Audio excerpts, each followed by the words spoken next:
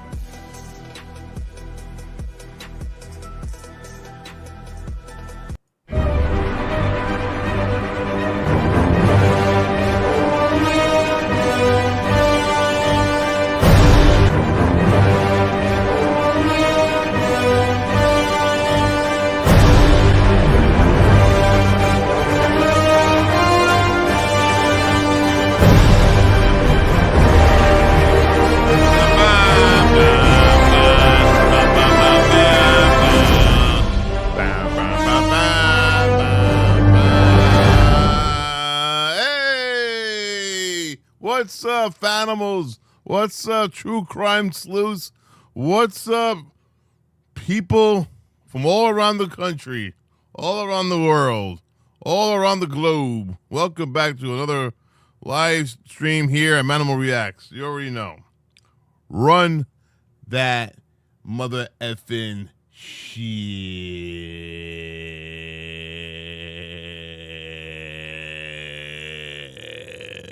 There you go. You did it. Can you guys hear? Can you guys hear the sound effect? No sound effects? No. No sound effects. You motherfucker. No. All right, let me fix that. Let me see what's going on. Well, oh, no wonder. Now. Run that shit. There you go. There you go. Run that shit. There you go. And now it worked. You know why it didn't work? Because I was muted. I muted myself.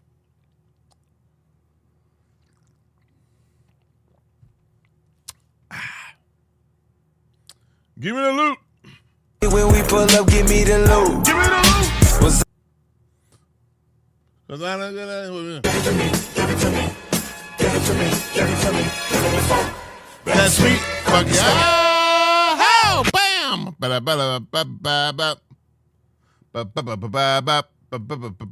Ray Ray, what's up? Doc Bones, what's good?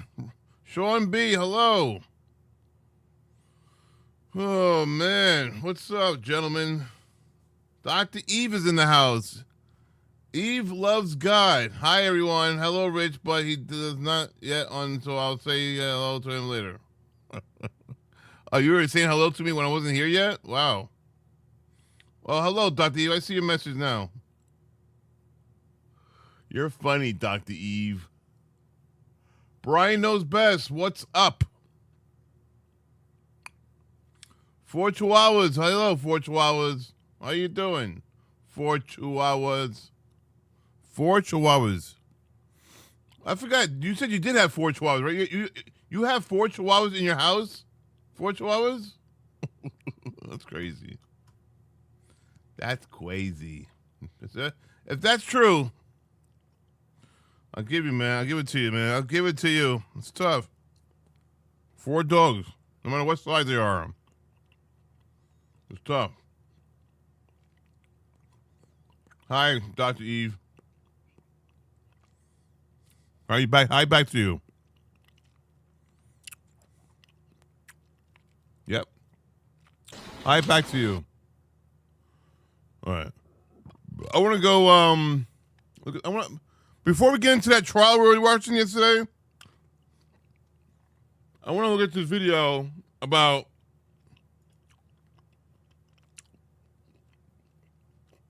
the Kentucky Look at the plane, the UPS Kentucky plane crash. 11 people are dead after that. 11 people died in that plane crash yesterday. Yeah, I agree. Rep to the victim of the UPS plane crash. Definitely a rip to them, man. Sad. Let's see what happens. Let's check the video out, guys. Let's not waste any more time. This is breaking news. Kentucky leaders are giving another update on the deadly plane crash at the Louisville airport. We'll go to them live now. The mayor, the congressman, and I have just visited the site, both where the plane first impacted, both structures and the ground, and then when the last portion of it came to rest. As governor, I've seen a lot. I've had to order freezer trucks in a pandemic. I've walked the line of an F4 tornado through my dad's hometown. I've seen towns hit by flooding we'd only describe as biblical, and what this scene is violent. It's where the plane hit, at best, is destroyed. And what you see are mangled remnants of what was in its path, completely burnt and blackened. Where the plane hit and where the initial explosion happened, you have significant damage. And then, like a lot of these disasters, just 5 or 6 feet away, 12 victims. not even the paint is disturbed. Two more victims died, Doc Bones. It's sad, man. Wow. Did I say? What did I say? Did I say 12? Or I said what number did I say? Oh, 11. I said 11. So 12. Wow. All right. Well, I'll change the number. On another vehicle or another building. As we walked through, there were a couple things that I thank God for. The restaurant, fully intact, could have had a lot of people, could have caused additional losses of life. Those owners have opened up their restrooms that the first responders are able to use, and for that, we're grateful, and I look forward to thanking them in person. The other thing we see are first responders from all over the area working seamlessly. Until you see their actual shirt up close, you couldn't tell one was from one department and another was from a different one. Thankfully, there's been a shift change, and most of the individuals that were out all night heroically fighting a massive fire that is under control with only a few hot spots left. Thankfully, most folks that were out late last night are sleeping if they can sleep, with a whole new group that is out. Why? Because these departments are sending everybody. They are all working together. It's an incredible credit to cooperation. In tough news of the day, our fatality count is now up to 11. I expect it to reach 12, possibly, by the end of the day. Imagine. And there are a handful of other... There you go. There you go. There you guys have it. End of the day, 12, like Doc Bones said. Yeah, 12. people that we're still searching for, that we hope weren't on site, and that we hear were somewhere else. Oh, man. The other piece of news is we are moving from a rescue to a recovery mode. We do not expect to find anyone else alive in the area. Because of that, we now move and put the safety of the first responders at the top of the list. And so we're going to have limited operations at night because... I'm curious how many people they feel are missing, like names, but from the families or whatever. I wonder. Because it's not a regular airplane. It's a UPS truck. I'm sorry. It's a UPS delivery plane over the seas. So they take your packages from Europe to America, and that's what it is. So it's not like an easy pirate job. It's on a 747. If you walk through this debris field, it's very easy for somebody to get hurt. And we want to make sure that everyone on site is safe. After disasters, we have lost people. And I don't want that to happen here.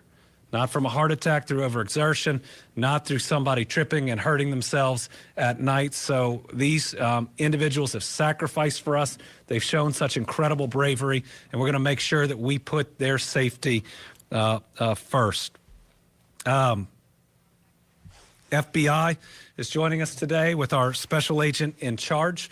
They're going to be working with the NTSB on cataloging the debris and with debris removal. What that means is they'll be working through all of those reports that are coming in through the city, who did a great job in setting that website up very, very quickly. That's actually one of the newest innovations that I've... Look at that. That's crazy, man. Look at all the damage. Honestly, it looks like a fake Legoland trucks down there. Those are real trucks. They look like they're little toy trucks. But those are trucks. I hope they don't burn up also. That'd be pretty. That's expensive, those trucks. Got 1, 2, 3, 4, 5 right there are 5 big trucks. That's sad, man. At like $200,000 each. Wow.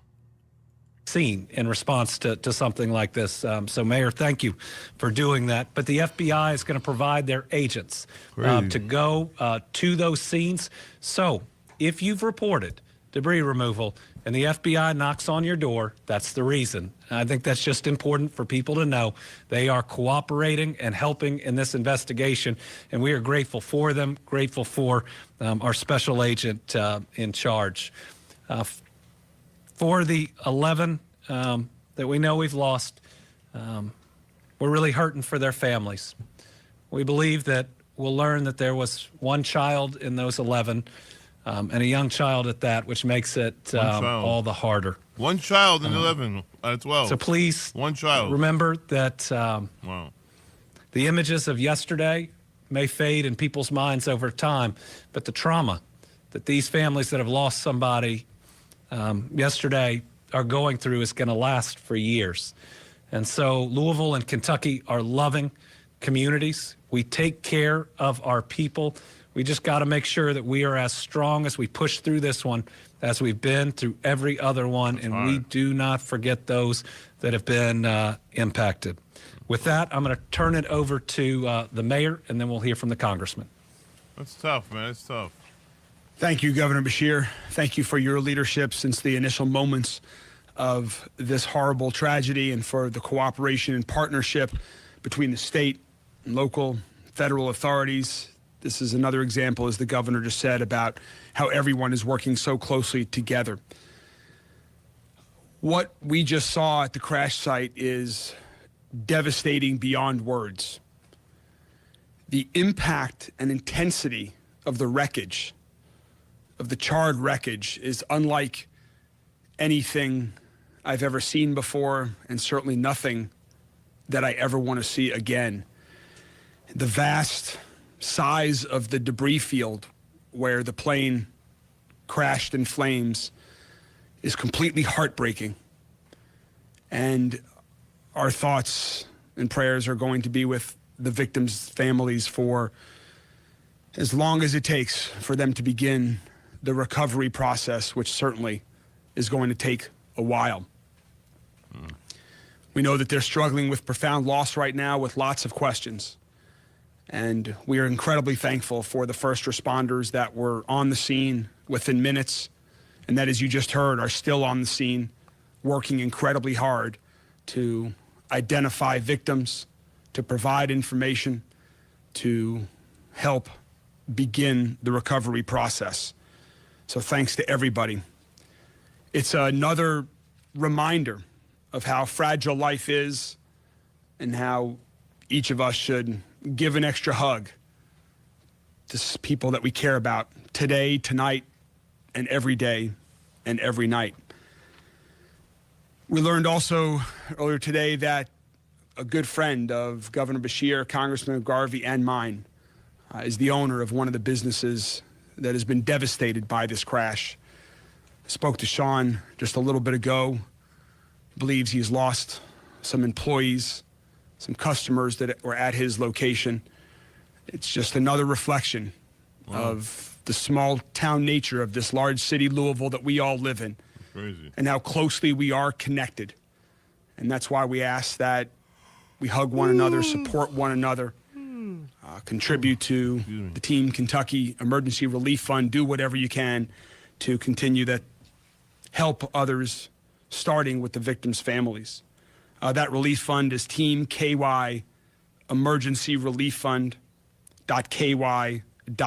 Hi, Chickies Water. And How you similar doing? to other relief funds that the governor has organized in the past, every dollar donated will go directly to those who have been impacted. We're joining together, the city, the entire state, anyone from around the nation or world that wants to contribute.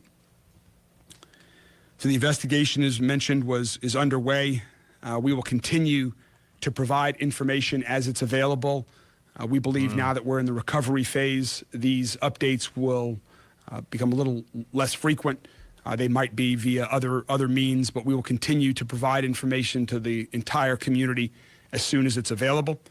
And we'll continue to be available for questions that the community has. Again, our Family Assistance Center will continue to be there as long as it's necessary to help the families. And we're so incredibly thankful for the outpouring of support that we've continued to see throughout this day, just as we always do anytime there's a tragedy. Now I'm going to turn it over to Congressman McGarvey. Thank you, Mayor, and thank you, Governor. Thank you, Governor, always for your steadfast leadership in any moment, for always bringing everyone in our Commonwealth together. We are grateful you are here and for marshaling all of the state's resources. Our Mayor, also, your leadership is incredible in this issue. Being on the ground nonstop, the three of us in communication, making sure federal, state, local resources are here. You all have both been incredible leaders in this moment, and I think it shows who we are. Yep. Go home and hug your kids. Go home and hug your loved ones tonight. Go hug your neighbors.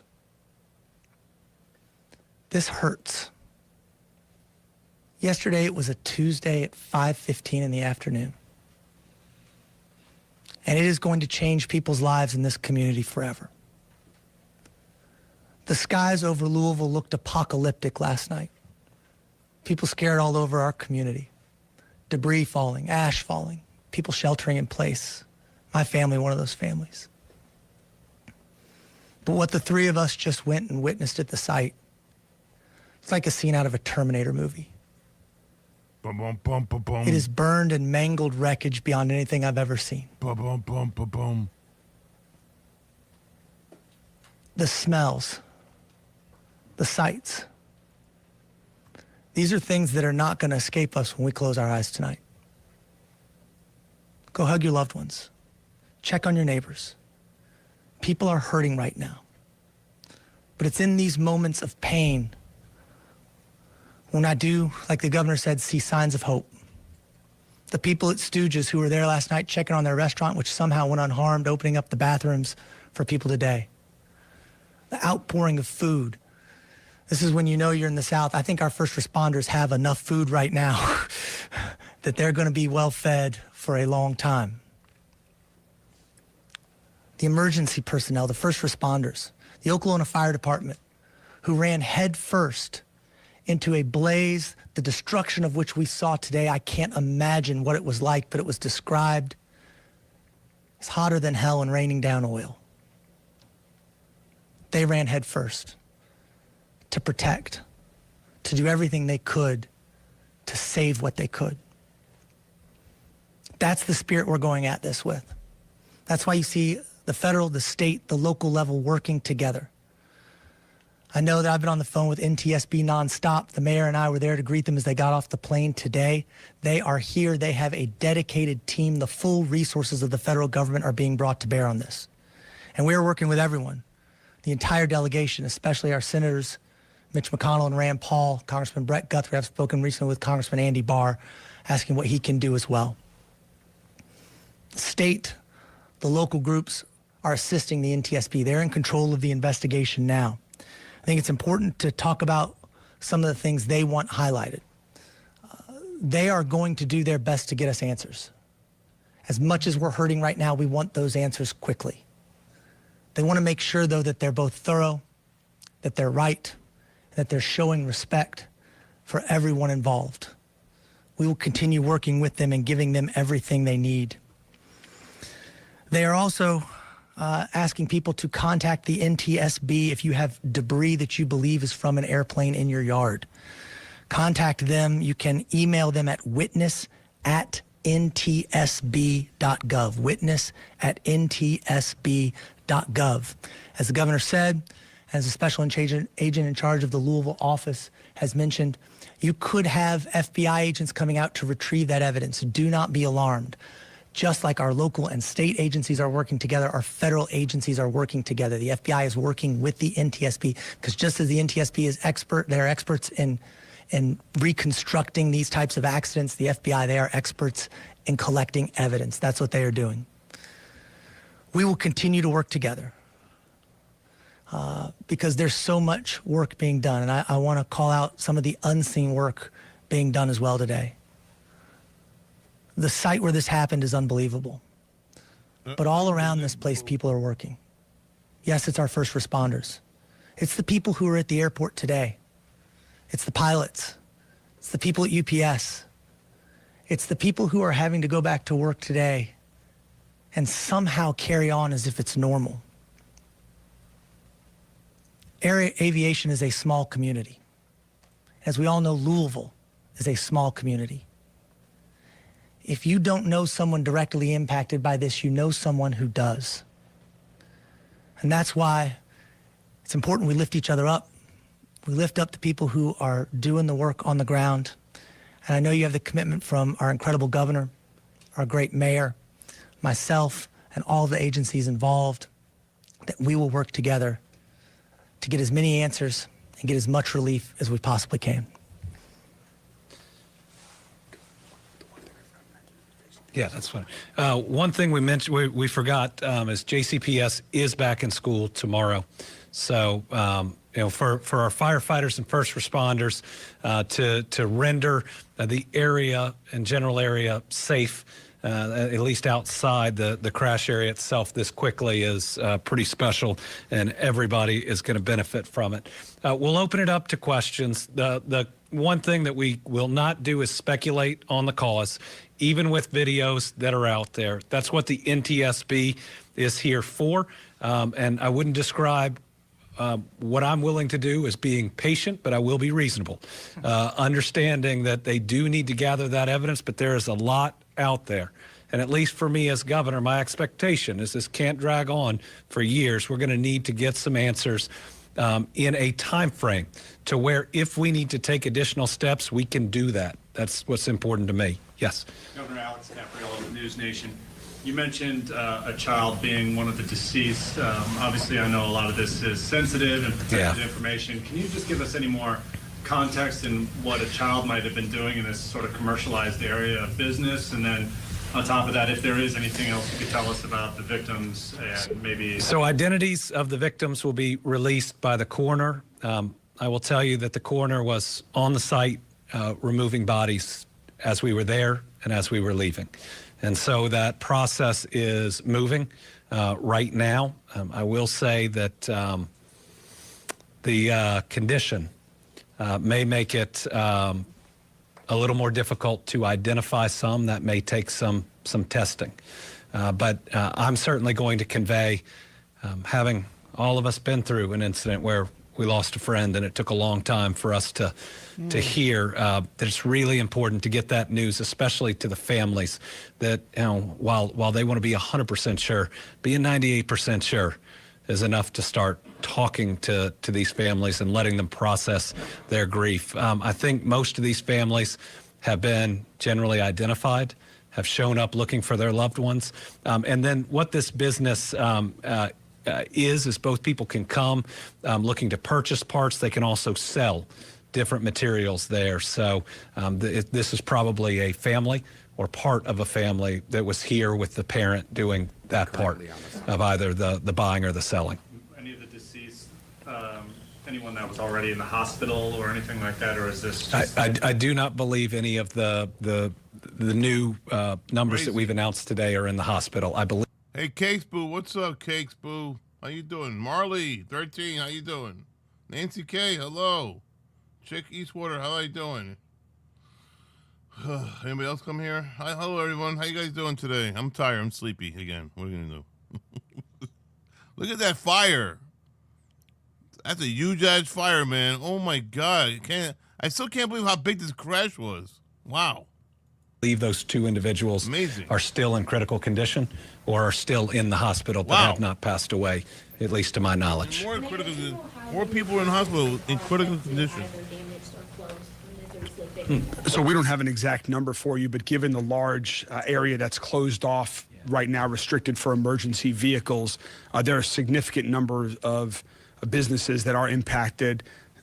You just heard about One Stooges, that's a restaurant right there, but there are a lot of other operating. River Metals is across the street there. Lots of businesses all along that street that while they might not have direct damage from the incident, their business right now is not accessible. We need to let our first responders do that, but of course we're going to try to let businesses get back open as soon as we safely can, consistent with the investigation. You mentioned Kentucky Petroleum getting bought out. Yes, and also we've been talking about the other business that is in the path of the destruction, both Grade A auto parts that we were just talking about where we know the owner. Then there was also Kentucky Petroleum that has a new name, I think, as a result of some ownership change. I believe it's GL Environmental. So that's the same company, but a different name. We were on their property as well, viewing some of that horrible wreckage. What else can you share about the person who you do know who owns the business, Grade A Auto Parts, you were just alluding to, and then the connection that you guys have to? Is a personal friend of the three of ours that we've all known for a while, and he is in grief for the loss of employees, of customers, seeing his business literally now having gone up in flames, being charred ruins. We'll be there for him as friends, and we'll be there for all of the businesses that are impacted and their ownership group and their employees, just as we are for the victims of the family. Again, tragedies like this impact so many people in so many different ways. That's why we continue to encourage people to call 988 to seek other help that we've provided the phone numbers for if people want to talk to somebody. This has an impact far beyond the victims who were killed by this fatal tragedy. Let me add, if I can. The mayor advised me as I arrived today whose business it was. I've been there. I've taken a tour of it, seeing how the operation works. He works there with his sons. They take their dogs to work. Got a lot of great employees there. He knows everyone that's on that lot, and I just can't imagine how this feels for them today. And Governor, moving into the recovery mode instead of the rescue mode, how is that impacting the emergency personnel? Are numbers going to be going down? Yes. The numbers on the site are already down significantly from fighting a giant blaze. We were able to do a shift change, so most people are now getting some sleep. When we've got a couple of the fire trucks that are still on site because you got a couple of hot spots and they're right there ready for them watching. You'll now have more personnel from NTSB and others that are on. You'll still have people until we get through the entire grid multiple times doing the search for any other bodies, because that's all we're going to find at this point, unfortunately. And so you'll see them reduce from that point as well. You're going to see at least a few emergency personnel and ambulances stay to make sure if anybody's hurt on the site that they get that help immediately. But I've got to say, to be able to put out a blaze like that and to be able to stabilize a site this size from a giant airplane filled with aviation fuel this quickly, get kids in school the next day is pretty special. And I'm amazed by not only the training of all of these different groups, but their ability to work so seamlessly together. It's a lesson that we all ought to take and try to put into practice.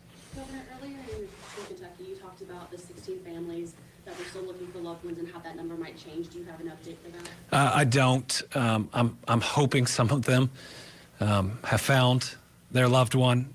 Again, I think the number 11 is going to increase. I hope it doesn't increase significantly. Anybody else? All right. Thank you all very much. And Have you had a chance to speak to President Trump yet? I have not, but we're speaking to all the different agencies that are involved. We're getting everything we need from the federal government. So, no criticism. As long as we get the help we need, that's all that matters. No D, no R, just all of us showing up, doing the best we can for our people. Thank you. Oh, that was fast. Wow. Okay. Enter the thing. Death toll increased to 12. That's sad, man. Raw footage. Let me see this raw footage. Damn! Holy cow!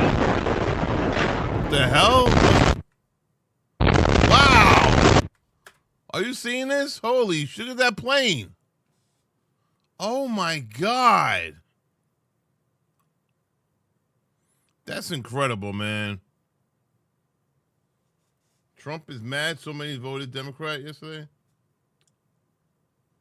What a rutabaga chick. What's a what? What's a rutabaga chick? I have no idea. Goodness, hearing it sounds like even worse. Yeah, I know. Look at that. Look at the plane. It's in the sky right here. Already trying to land or do something. Wow, look at that. Oh my God. That is absolutely incredible. Scary. Holy shit. Wow. Oh my God. Wow.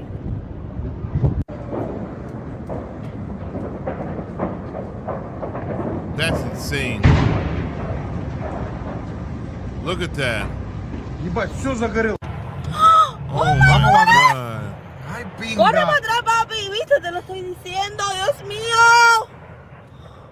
Ay, Wow. pinga. ¡Ay, Dios mío! Pero qué pinga es. Vamos a ver. Papi, cuidado. Espérate. ¡Ay, Dios mío, señor! Pinga, ser. ¡Ay! Hacer, cojones. ¡Mira la cantidad de gente cogiendo candela, papi! No, pinga. Dios santo. Papi, lo vimos todo, mi amor. That's crazy. No, va la pinga, ser. Ay, espérate, papi, no te vayas. ¿Cómo que no te vayas? Tú no sabes qué pinga más puede explotar ahí. Vámonos echando. Mira, si esto sigue explotando. That was incredible. Look at that. Mira, si esto sigue explotando. Well, watch this. Watch the plane. Watch the plane trying to take off here. And this guy got lucky recording.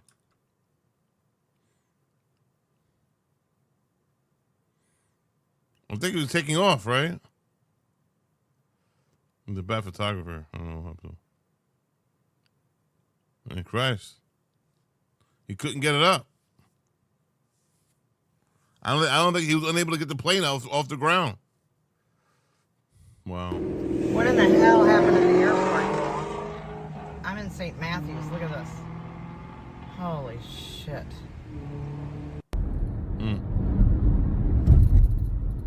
Holy shit. Fire.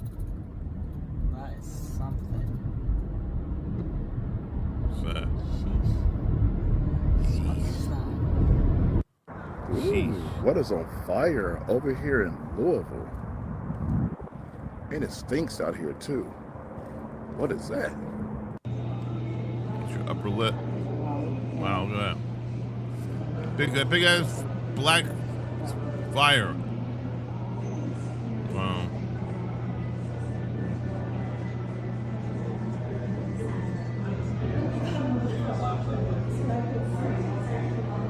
Look at that, that's scary.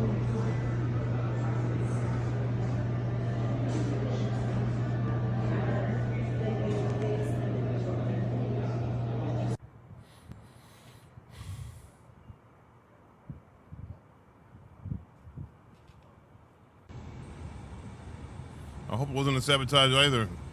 If that's a sabotage, never mind.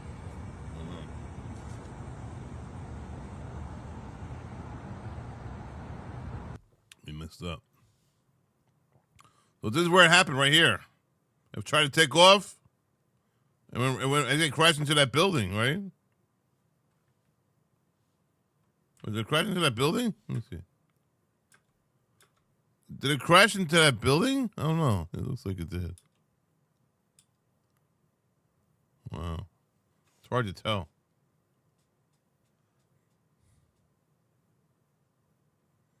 Man. Oh, that's what does it. The plane. The map. And it takes off. And boom. Bada boom, bada bang, bada bang, bada bang, bada bing, bada boom, bada bing, bada bing, bada bing, bada bing, bada bing, bada bing, bada bing, bada bing. Damn, man, that's scary, guy. That's scary. I had another video. Where is the other video I had? Where's the other video?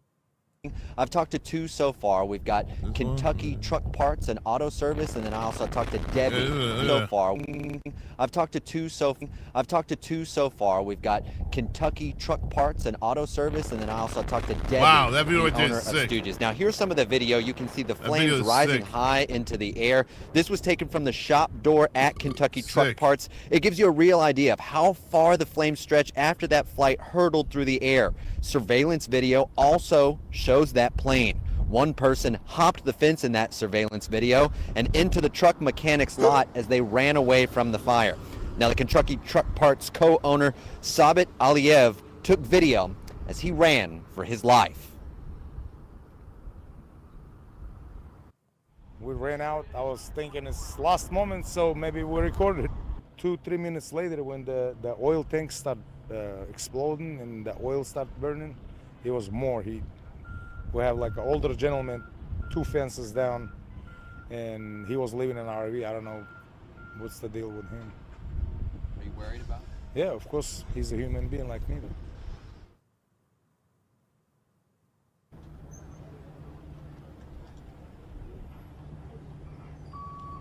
Aliyev there also told us it took 2 hours to find a way out. Police officers had to cut him out actually with bolt cutters since he was fenced in. And since we're out here by UPS, there's one more thing I want to show you all back at the studio. An MD-11 is the type of plane that crashed yesterday. You can see this one over here in UPS's airfield right now. It's got the big engine on the tail. This is an absolutely massive cargo airplane, one of the biggest in UPS's fleet. That'll give you some idea of what came through the air and left the airfield as it was taking off yesterday. We've heard from more business owners big plane, today. man. We're going to try and bring you interviews with them later on. More than 9 people died. People who still have 12 not people been able dead. to see the true extent of the damage to their livelihoods. For now, I'm live with photojournalist Jessica Farley, Ian Hardwitt for WHAS 11 on your side. Man, that's crazy, bro. Wow, that's sad. A car explosion in the Bronx. What is it? Okay. Bronx car explosion. Let's check it out.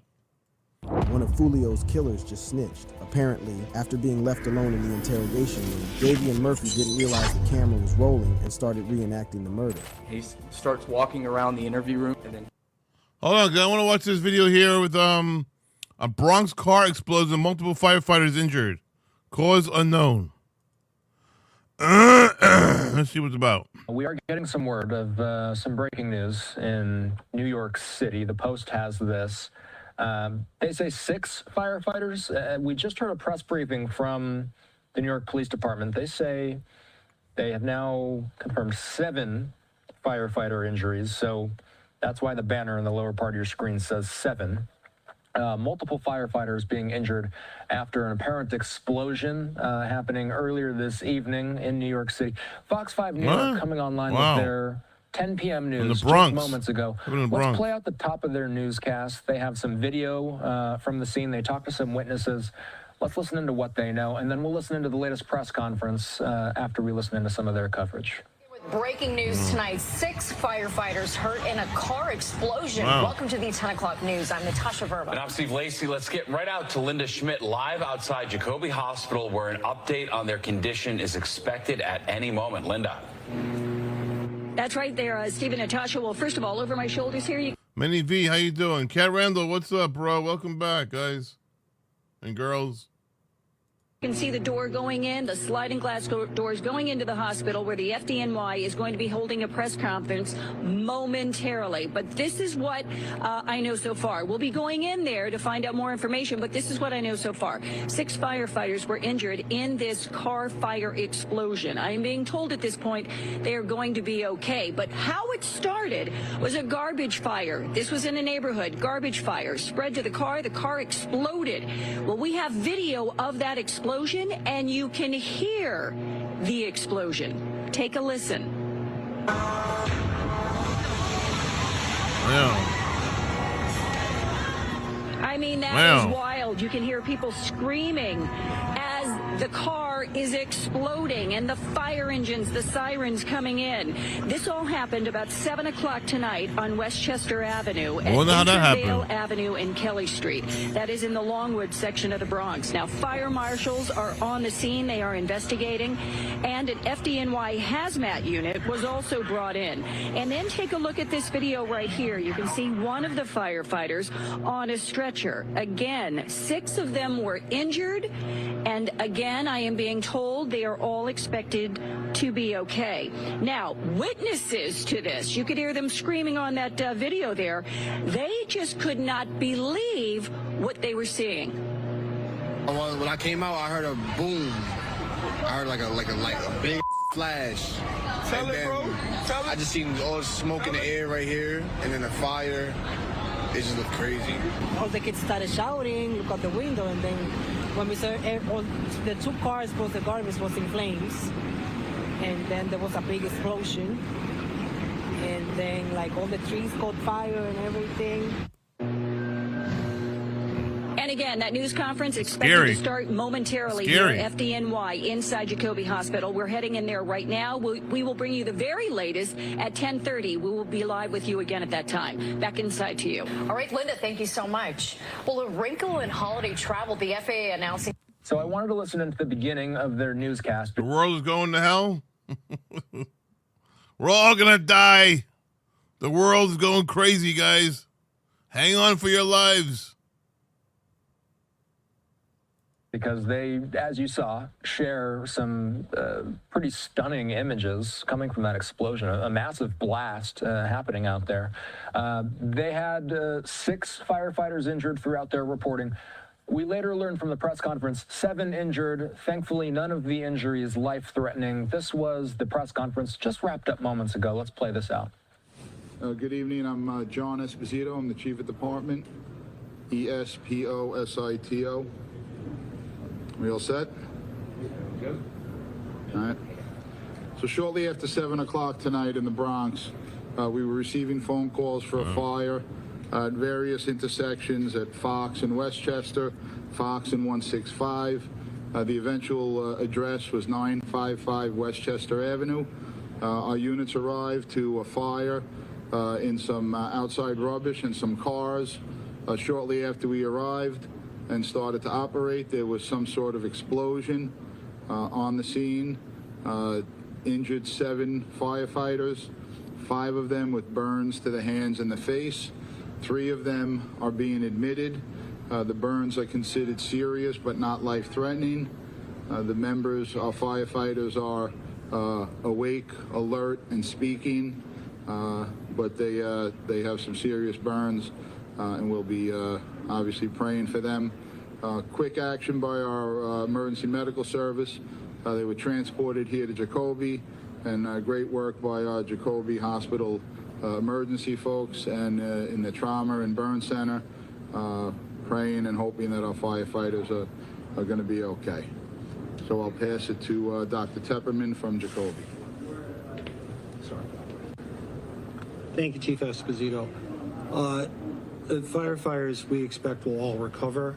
I was just telling the chief that I'll be worried until they're all home. but we do expect that they will recover from their injuries. I would say one thing, though, Chief. I was talking to each of your members. You know, a wall of fire came on them and surrounded them, and what they were concerned about is their colleagues and their families. And there is a reason why I refer to you folks as New York's bravest. Thank you. Thank you. Yeah, it's Tepperman, T-E-P-E-R-M-A-N.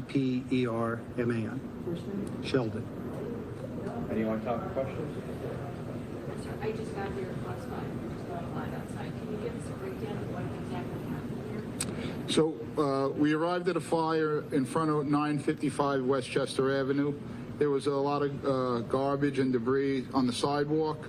That was on fire. There were a couple of cars on fire. And shortly after we arrived on the scene, there was some sort of explosion, a large fireball, and it injured 7 of our firefighters. 5 of them received serious burns to the hands and face. They are expected to be okay. Serious burns, but non-life-threatening. 3 of them are being admitted here, and we do expect them all to fully recover.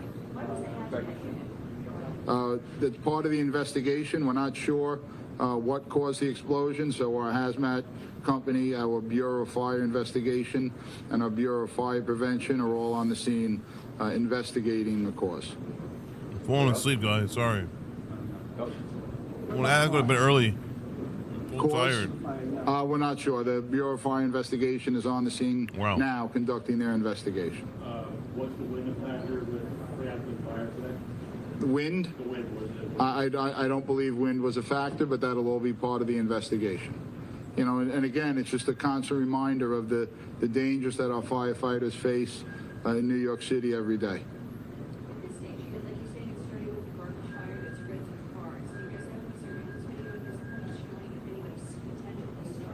And that, again, that'll be all part of the investigation, what our fire marshals will be looking at. Anybody else? Good. Thank you very much. No, thank you. Thank you. Well, there you have it. A fire in the Bronx, big fire. I don't know what happened. They don't know what happened either. Look at this. Oh my! Another breaking news story: 4 people dead in apparent murder-suicide in the Bronx. What? Oh my God! I gotta watch it. Wow. But first, we have breaking news. Holy 4 shit! people dead after an apparent triple murder-suicide. Oh my God! An apparent triple murder-suicide. 4 dead in apparent triple murder. Oh my God! Wow. That's incredible, guys. Incredible. In the Bronx, the suspected killer also leaving a chilling voicemail to his son shortly before the killings. Eyewitness News reporter Crystal Cranmore is live at the scene in the Castle Hill section with much more on this tragedy. People don't care, man. People don't care.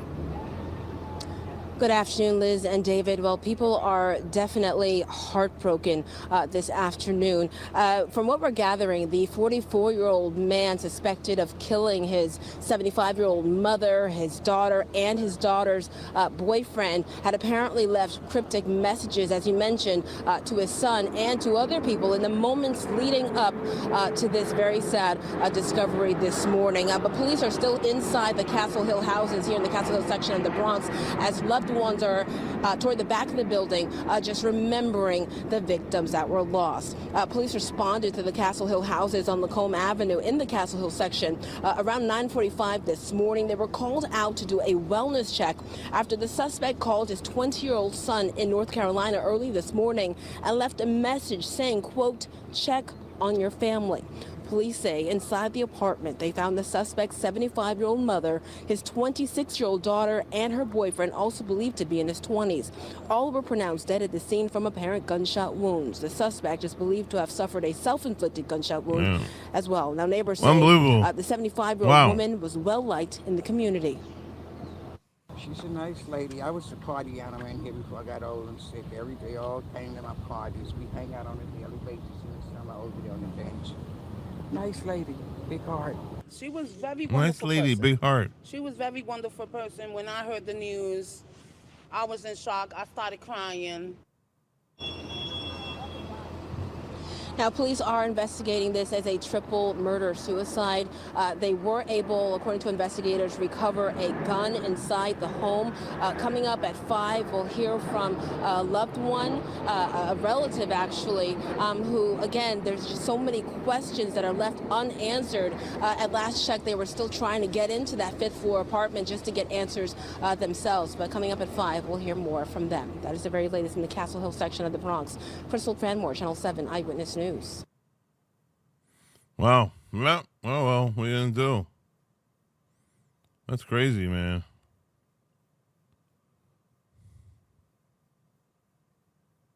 Crazy.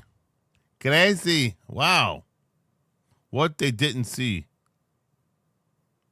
A UPS freighter aircraft has crashed in Kentucky. We have a lot of footage and a lot of interesting 6 and converted 10 aircraft. However, a couple hundred feet of altitude before plummeting back to the earth. As the plane descended, it rolled to the left, striking a UPS facility and a petroleum recycling plant. Immediately after the accident, authorities implemented a shelter-in-place order for the 5 miles around the accident site. With all this footage and all this data, we have some clues into what might have happened. But before we dig into that, we first need to understand some details about how large aircraft take off. As the plane thunders down the runway, pilots have several key speeds that they're keeping their eyes out for. The first speed they're looking for is V1. Before the plane reaches V1, the pilots may opt to abort the takeoff and stop the aircraft. After V1, the plane simply doesn't have the braking force to stop before the end of the runway. That means that the pilots are committed to taking off. If the plane suffers an engine out, they still continue the... Why don't they make runways longer, you know?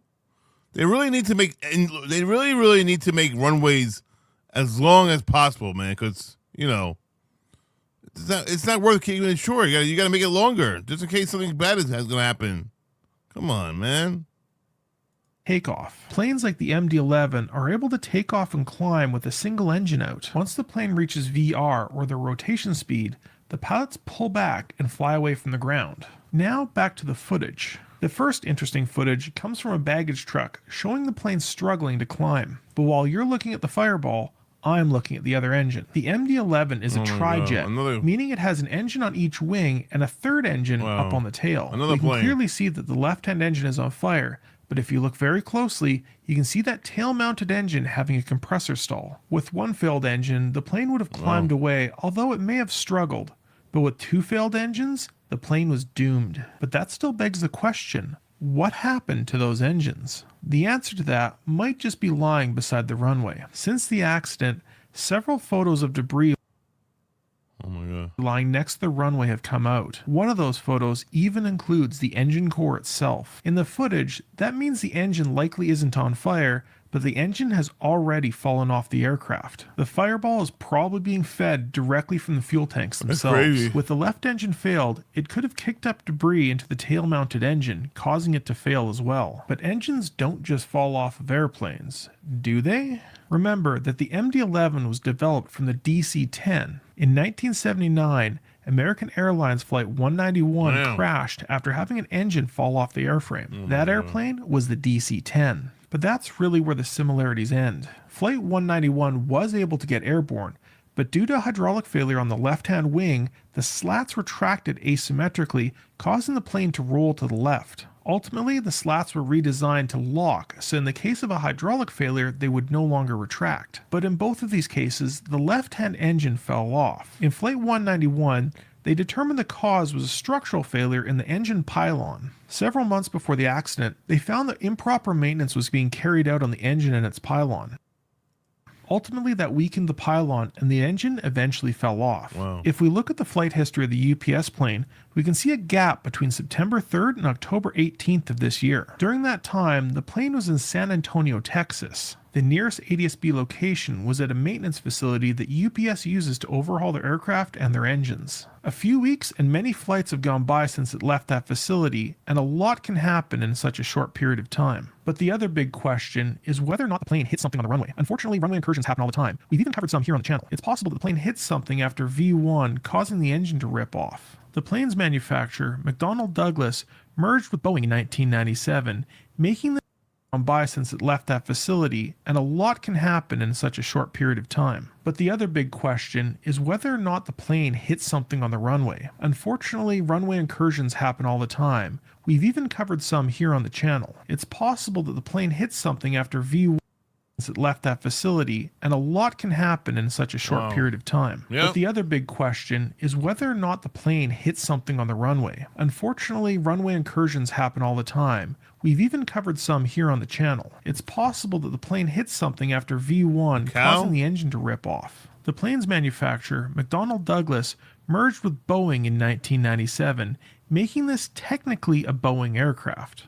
Boeing will be assisting the FAA in the investigation. At the time of this recording, 7 people have been confirmed dead, 11 injured, and countless others are still missing. The plane only had 3 crew members, meaning at least 4 other people on the ground have died. Our thoughts are with their families.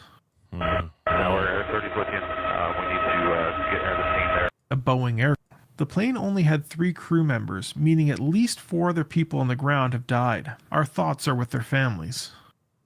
Tower Air 30 looking. We need to get near the scene there and assess the situation. Wow. That's 3022. Tower Air 30 looking. On the ground have died. Our thoughts are with their families.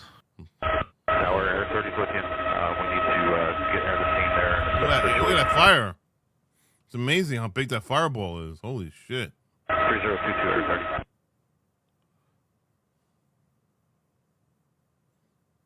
Can you give me aircraft? I like those shoes. Those shoes that they're wearing are pretty cool. Pretty cool. And souls on board. Do you have any of that? Or is it UPS? 30 Roger.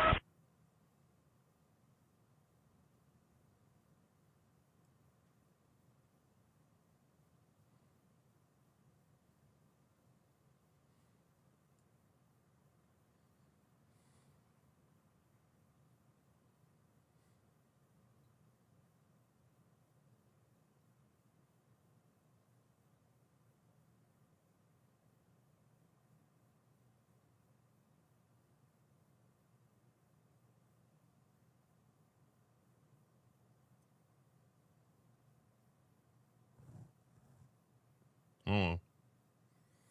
Almost fell asleep. All right, what's next? Before I fall asleep. Oh, no. Let me see what else we got here. Oh, not that one, yeah. Julio.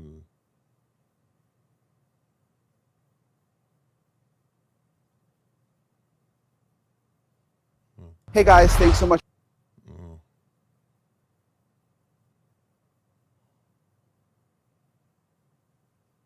Where's the other? Hold on. Sorry, guys.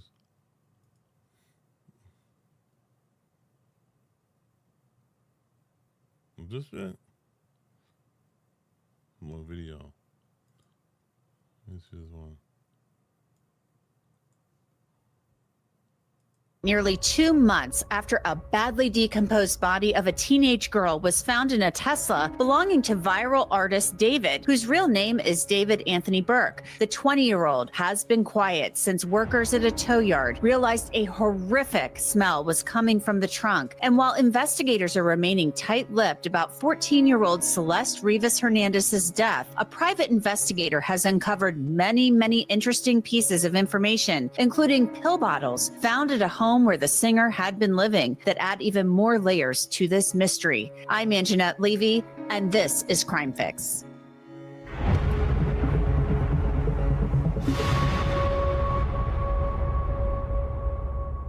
If you ever get hurt, you might need someone in your corner to fight for you, and Morgan & Morgan can do that. The firm has more than 1,000 lawyers on its team because they are big winners. They've recovered more than $25 billion for 500,000 clients. In the last few months, a client in Florida got $12 million after the insurance company offered just $350,000. In Pennsylvania, a client was awarded $26 million. That was 40 times the insurance company's $650,000 offer. Another Another client in PA got $29 million after being offered $500K. So even if you think your case is not worth millions and millions of dollars, why not start a claim and fight for what you deserve? Morgan & Morgan makes it really easy. You can start a claim in just 8 clicks on your cell phone. So if you're ever hurt, start a claim at forthepeople.com/crimefix or scan that QR code that you see right there on your screen.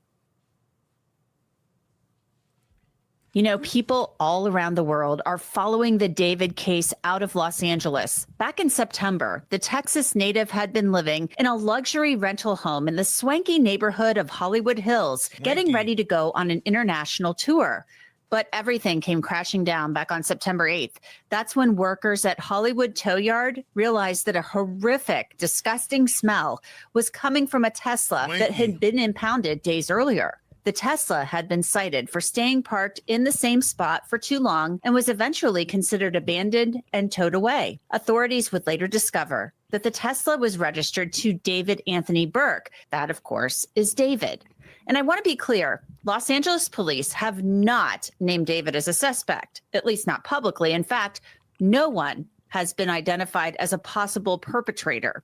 But the investigation is ongoing. In the meantime, David hired Blair Burke. She's a high-profile criminal defense attorney who's worked with the clients like Harvey Weinstein, Bruno Mars, Britney Spears, and Lindsay Lohan, among others. It took the medical examiner more than a week to identify the body in the trunk as 14-year-old Celeste Rivas Hernandez. The LA Times reported the remains of a head and torso were inside a bag in the trunk. A statement from the medical examiner's office said in part, the decedent was found severely decomposed inside a vehicle. She appears to have been deceased inside the vehicle for an extended period of time before being found. An official cause and manner of death have not been released. For now, it's listed as deferred. The LAPD has not ruled out the possibility that this was an accidental death. It sounds like all options are currently on the table. In another statement, the LAPD said, the Los Angeles County Medical Examiner has not yet determined the cause or manner of Ms. Rivas Hernandez's death. As such, it remains unclear whether there is any criminal culpability beyond the concealment of her body. Early reports suggested that Celeste's body was dismembered, but the medical examiner has only said her remains were in an advanced state of decomposition. You heard me read that statement earlier, and that Celeste had been dead in that vehicle for some time. But so many questions remain. Why abandon the car near the rental home? Just leaving it on the street to be impounded? Was somebody not thinking clearly? Celeste and David, they appear to have been connected. For example, a tattoo on Celeste's right index finger, which read, shh. It turns out that David has a very similar tattoo on his own hand. After news of Celeste's death spread like wildfire and how her body was found, David canceled his tour. And he went radio silent on social media, where he has millions of followers. He eventually moved out of the rental home, but not before LAPD came in and searched that property. According to LA Magazine, officers reportedly collected electronics, computers, and even searched the drains for traces of blood or tissue. The home's owner says he wasn't getting a lot of answers about whether the multi-million-dollar crime might be connected to something nefarious. So he hired private investigator Steve Fisher to dig into everything. We are going to speak with Steve Fisher in just a moment to find out the latest on what he's learned. One thing he told me, prescriptions for opiates were found at the house, but he told me he doesn't know who they were prescribed to. And he said he has no reason to believe they weren't there for anything other than a legitimate use. I want to be clear about that. But first, some backstory on how we got here and David's apparent connections to Celeste. The teen was apparently a chronic runaway, having been reported missing from Lake Elsinore, California by her family several times. The latest report came in May of 2024 when she was just 13. Family members have since said that she had a boyfriend that they hadn't met. But guess what?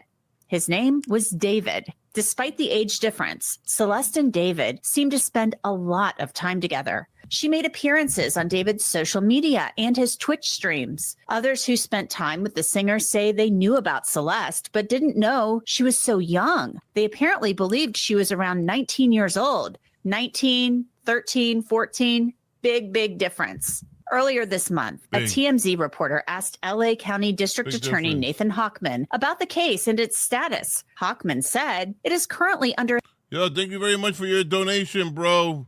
Jim Connington, run that shit. Yeah.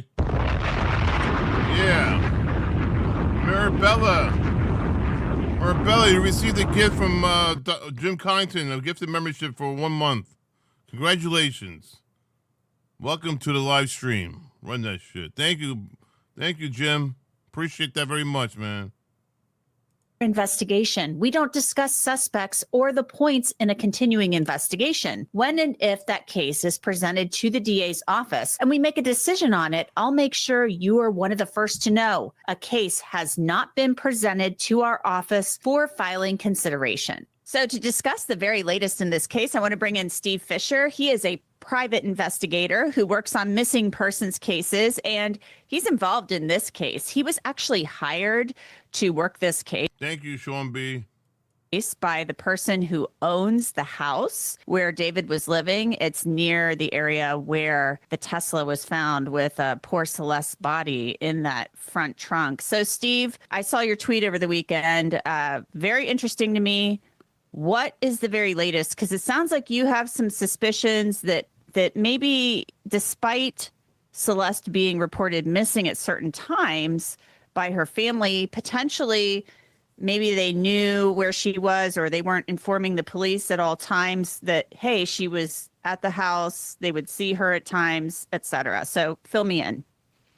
Yeah, so that's basically. So Jim, since you bought a membership for somebody, I'm gonna even it out and do a membership for somebody as well.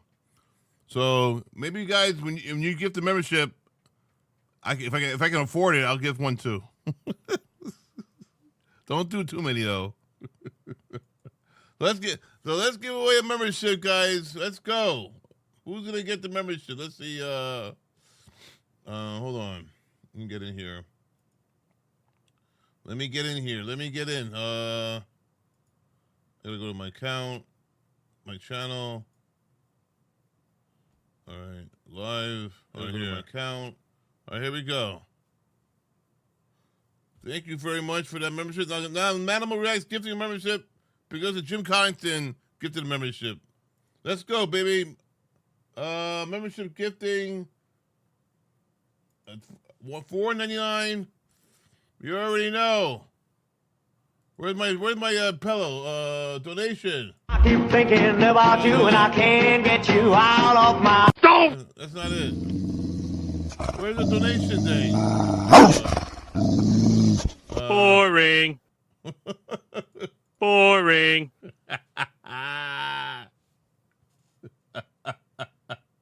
Boring. I love Homer when he says that. Seriously, where is the my thing? Boring. I can't find it. Oh man. Don't. Oh my God. Donate announcer? I'm looking at. I keep thinking about you and I can't get. I've been Steph Curry with the shot. Daddy, chill. I can't find it. Where the hell is my donation song thing?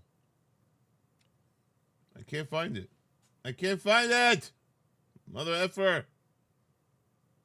Mother effer. Where is it? Hot in here. Don't. No, that's how I feel. Don't.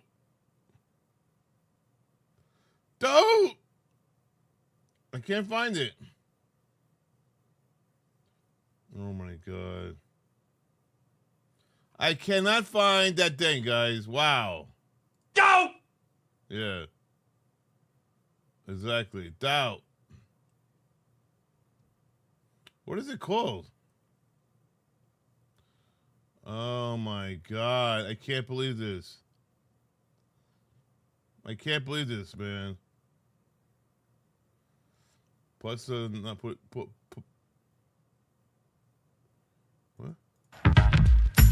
Oh! Woo!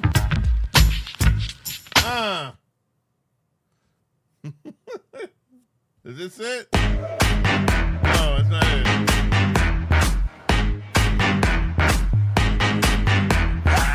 can't find it. I can't find that song I play when I give donations. Where the fuck is it?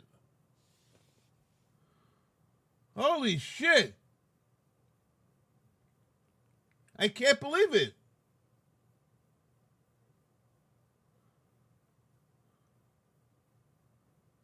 I thought it was Donate Announcer. I don't know. It's not here anymore. All right, I'm doing a drum roll. Here, drum roll. We'll use a drum roll. Here, let's go.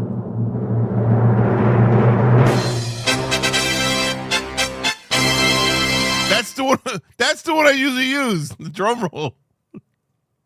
The drum roll is the one, guys. Sorry. It's usually the drum roll. Who the fuck is Dennis?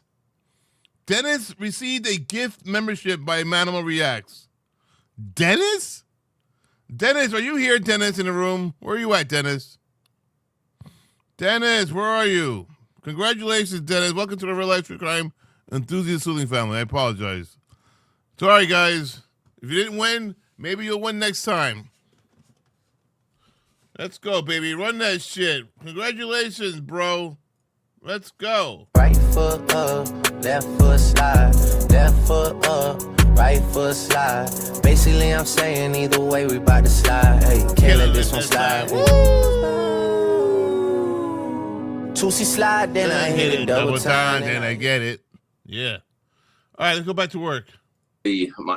Where my frustration comes from is not filling the police in. You know, that you file a missing persons report, that's put into NCIC database, which is an FBI database, and law enforcement is working on that case. And when you file that, you also have a responsibility that if you have contact with the missing person, whether it be electronically or in person or anything, that you have a responsibility to notify law enforcement about that. You know, I've since learned that there's documented cases after that report was filed of her showing up at a graduation for her cousin. And I think it's safe to assume there was probably other family members at that graduation as well. She also showed up, you know, we've seen the video that's been released of the apartment complex next door to her house, where she showed up in September, was arguing with people in that house. And there was another photo of her at some sort of family event. So it is frustrating that somebody didn't call law enforcement and say, hey, she has shown up here, because what they do is then law enforcement goes and they investigate that and they see if there's a reason that CPS needs to be involved or why the child is running away and what's going on. I don't remember Kelly Rodney. And to keep them safe. That's what I'm thinking. You know, I'm a parent. Mm-hmm. If my kid's not showing up at school, guess what? I get a phone call. My kid's not showing up at school for an extended period of time, I'm in big trouble with the law. Mm-hmm. So it seems like a lot was going on here. A lot was falling through the cracks with Celeste.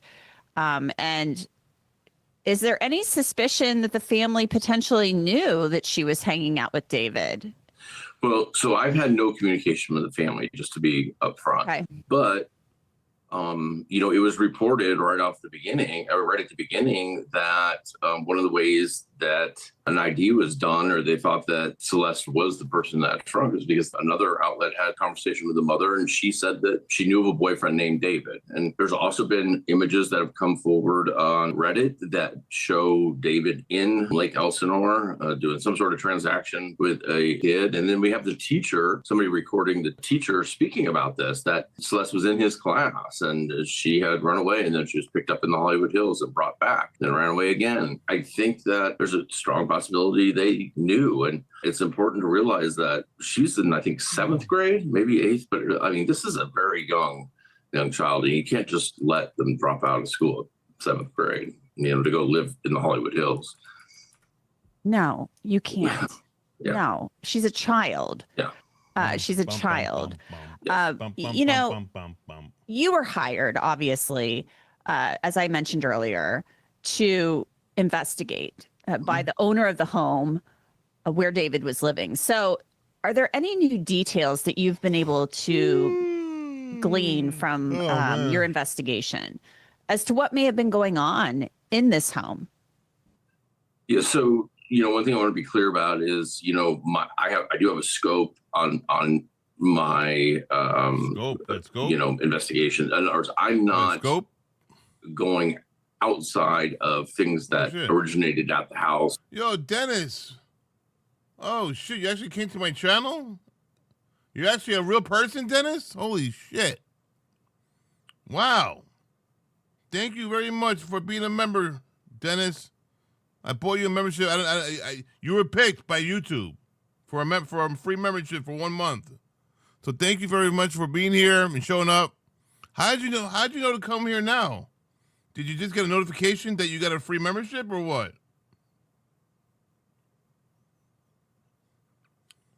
Sent 1 Manamal Reacts gift membership. Look, he sent it. Dennis just sent the Manamal Reacts gift membership, and Claudia Robinson got it. Claudia Robinson, congratulations, Claudia. You got yourself a gifted membership from Dennis. I appreciate that, Dennis. You already know. Run that shit. Let's go. Right foot up, left foot slide, left foot up, right foot slide. Basically, I'm saying either way we about to slide. Hey, can't let this one slide. Tootsie slide, then I hit it double time. Then I yeah, baby, let's go. Leroy Dragon! Yeah.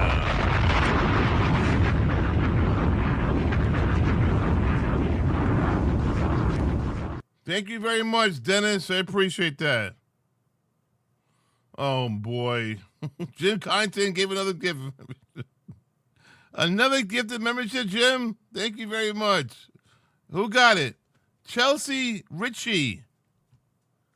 Chelsea Ritchie, you were just gifted another membership. No, another one. But Jim Kyneton just gifted another membership. Well, I never put Chelsea on for it. Let me put, oh, shit. Chelsea. I mean, not Chelsea.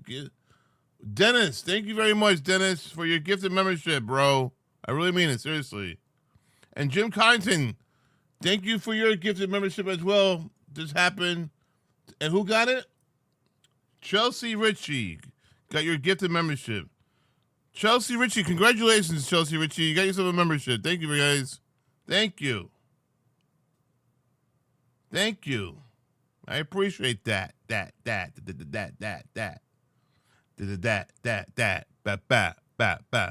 Yo, James, Mr. Johnny. How you doing, James, Mr. Johnny? Do you feel lucky, James, Mr. Johnny? Do you feel lucky? Huh? They just gave out donations. Now it's my turn to give another donation out. Let's go. Let's do this, Brutus. Manamal Reacts. Come on, Manamal Reacts. Do another giveaway. Don't know. All right. You want me to do another one? Yeah, do another one. All right. I'll do it. Giveaway. Don't know. Here we go, guys. Run that shit. Let's go. On 3, 2. 3, 2. Where's the damn dono thing? 3, 2, 1. I keep thinking about you and I can't get you out of my. That's not it. I'm looking like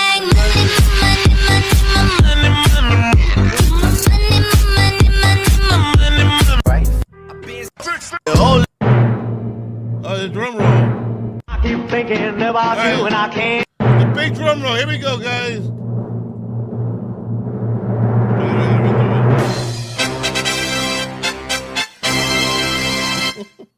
I'm all over the fucking place.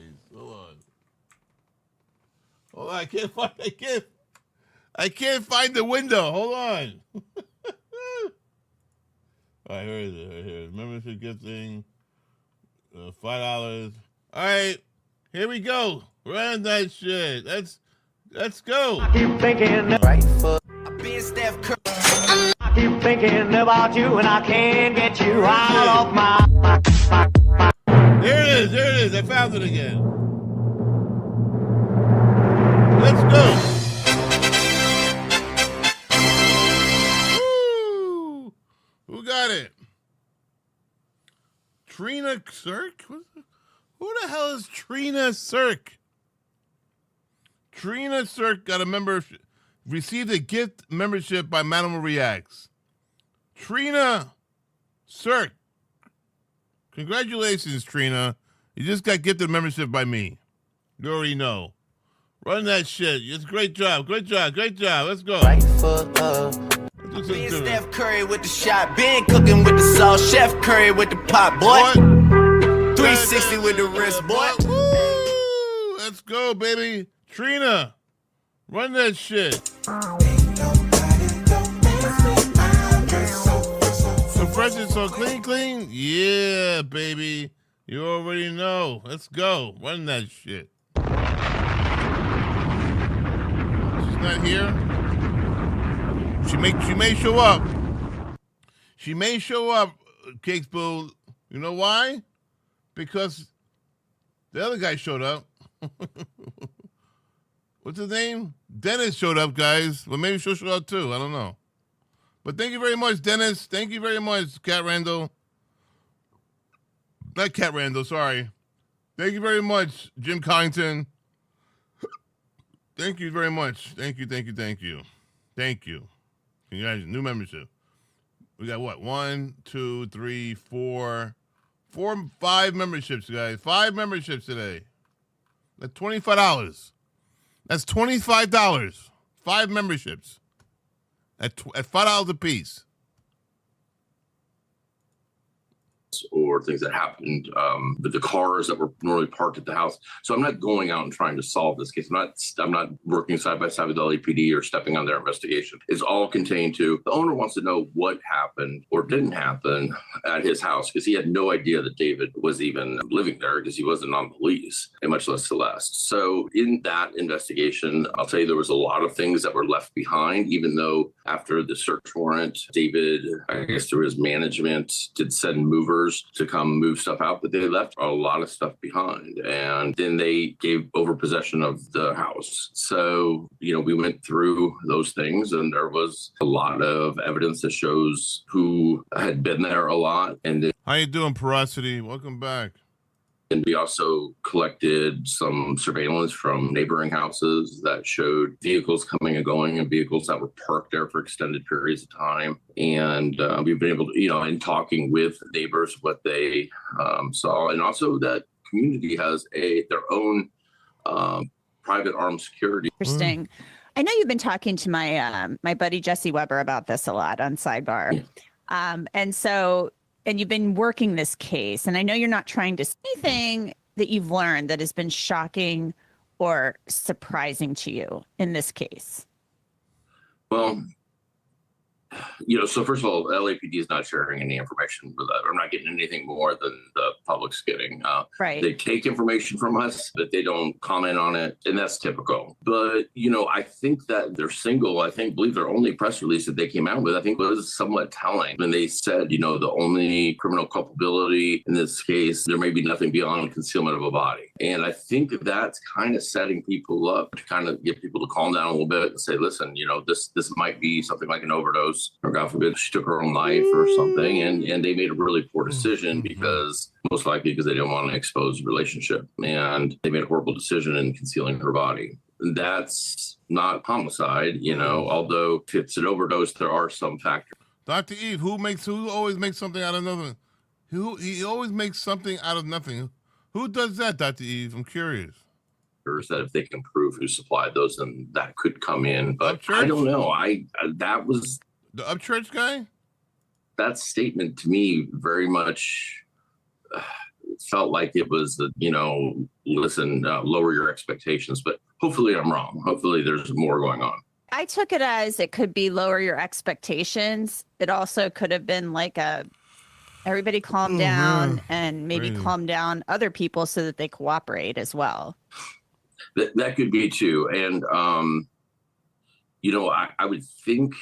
So one thing we definitely learned from all, we have a lot of imagery that was not from his Discord. There's a lot out there anyways, but we have some that wasn't out there. So we really have a good idea of who his core group of people were that were around a lot, and they were at that house a lot. And I think it would be hard for some of those people not to know something was up. There was a shift in behavior as far as like the Tesla wasn't being used anymore. I just think that they were a tight enough group that at least one or two of them probably knew. I would think those people people would be cooperating with LAPD right away if they didn't have a hand in anything. Everybody knows first one there probably gets a deal. I don't know if that's the case or not, though. It's been incredibly quiet. Like, his friends have not made a statement online. You know, these are people that live online.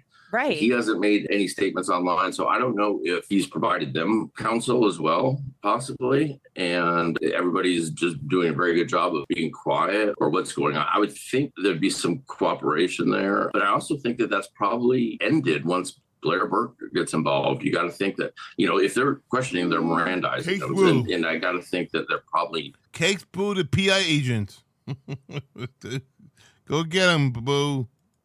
Not letting them speak too much or too openly if they have counsel, you know, if somebody has, you know, a big exposure here. It does seem like, you know, circling the wagons. That's what it feels like. They're circling the wagons. Nobody say anything. Everybody be quiet. He cancels his tour. He doesn't say a peep. You know, maybe that's the advice he's getting, but it does have that feel to it. And maybe Blair Burke comes in and she's like, okay, what happened? Let's figure this out. She's going to deal with the cops. But you know who moved the car, right? You're the one, you figure, you have the video, you know who moved the car. So that's a big clue right there. Are you willing to share with us yet who moved the car?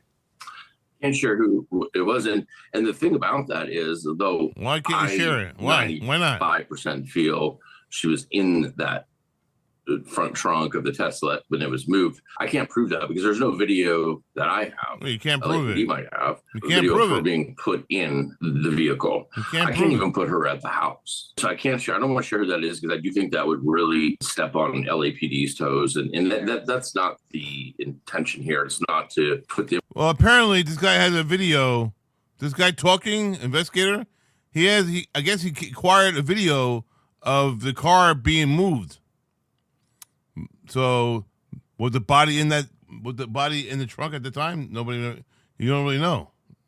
Maybe not. Information out first. What it was is to find out what was going on in the house and letting people know that we do know some information. So if you wanted to contact me, and people have contacted me, and I'll tell you, there's an incredible, and this is what I wonder about LAPD. They're very capable, but it's a whole different era as far as everything's happening on Discord and everything, and the capability for them to really go through and scrape everything out of there. I know that they are getting it directly from Discord in a database form, but you know, it's all, everybody uses, you know, handles and fake names and stuff, and to figure out who's who, it takes a while to really map this whole thing together. And so maybe that's part of the delay, but there was an incredible amount of information in the Discord server alone. Wow. You know, I know there's been a lot on Reddit about this. I mean, people are interested. It's a mystery. People want to know what happened to Celeste and if David was involved. I wonder what, nothing happened with Sebastian Rogers, you know, there's a lot on TikToks. You know, David had talked about mental health issues like bipolar disorder. Do you think the internet rumor mill is helping or hurting in this case? So at the beginning, I think Reddit was like this incredible source. There were some people that did some amazing digging and turned up some stuff that probably wouldn't have been brought forward. But as this is dragged on, and now I feel that's turned. You know, we see this a lot where it's just people need something right away, so they're just coming out with wild speculations, or they're just there to, you know, basically cause drama about every single thing. Basically, everybody starts turning on it, and everybody, and especially on investigators. I get it. I don't even go there anymore. But at the beginning, it was a huge asset because people were like, "Hey, I pulled this from the Discord. I got this. I found this person was tagged in this," and it was great.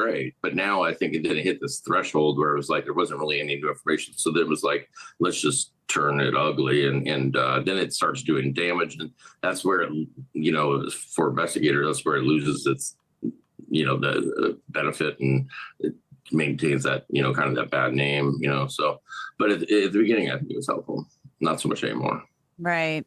Yeah. I mean, the internet stuff there can be some like amazingly good sleuths on Reddit. I mean, like some of this stuff people turn up is amazing. Yeah. However, it can also be a big dumpster fire. So you got to be careful with all that stuff. But there are amazing. So, you know, you look at Don't F with Cats, you know, the documentary, and it shows that there are some people out there that have some amazing ability to, uncover these things. And in fact, the body from that documentary is one of the people that I consult with on cases. And so there are some really helpful people, but then, the ugly side comes out. Well, Steve Fisher, it's been so great talking with you. We will keep a close eye on this and your tweets. I appreciate you coming on. The tweets. Thank you very much for having me. So just to reiterate, there have been no suspects named publicly in this case. The toxicology results, which could take weeks or even months to come back from the lab, could tell us a lot about how Celeste died. So stay tuned. Law and Crime will stay on top of this case for you, and we will let you know if David eventually breaks his silence through his lawyer or on social media. Stay tuned. I'm Anjanette Levy. Thanks so much for being with me. It is what it is, I guess. Nothing still. As I drool. I'm drooling over myself. I'm so hot. All right. I want to watch that trial, but then hold on a second. I want to see Little B, what happened in Louisville. Pilot reacts to crash. Let me see. Oh, that thing. All right, Yeah. Oh, all right. I can't go back to the plane crash. Take of Maya appeal reversal. What? Take of Maya appeal reversal? And did the conduct of Johns Hopkins All Children's Hospital, in fact, harm Maya Kowalski? Yes. So what is it? Oh, come on. So much. There's so many news channels. Oh, my God. So many things happening. That was Maya Kowalski as the verdicts were read in her civil trial against Johns Hopkins. I don't know. I haven't been following this case. Guys, have you been following this case? The Maya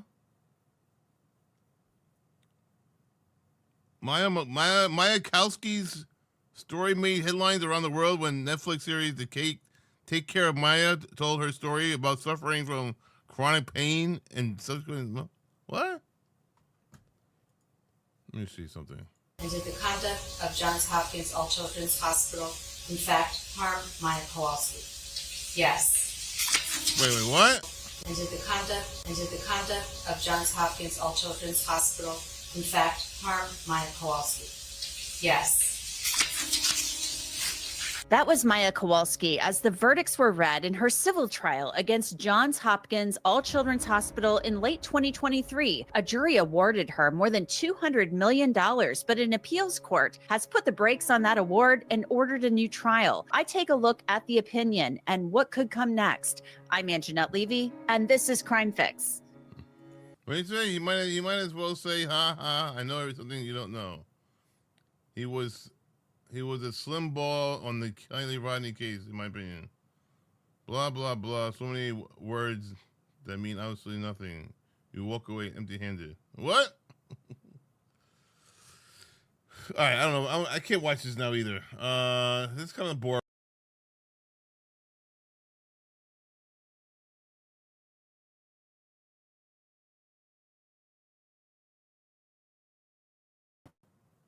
I left the stream by accident. I apologize. Damn it. All right. I don't know.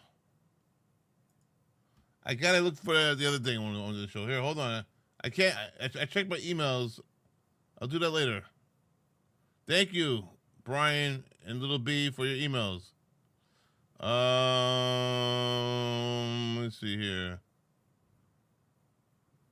Oh my God. All right, so the police, that, no, not right now. And then this one live. Guys. Let me see.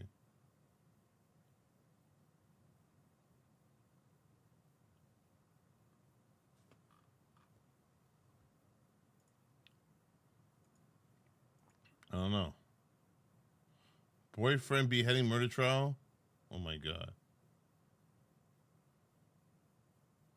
Which case is that? The boyfriend beheading? She's charged with second-degree murder in the death of her boyfriend, Jonathan Willett, who was found decapitated. Michael had previously withdrawn a guilt plea, insisting he wasn't. There's so many things happening. Oh my God. Guys, boyfriend beheading murder trial. Devlin Michaels.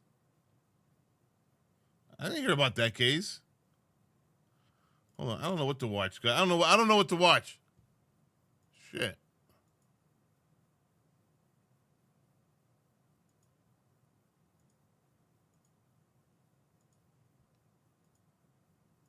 I don't know what to watch. Let me see what this is about. Who's this guy? So this is the teen lovers murder trial. Texas versus Uric.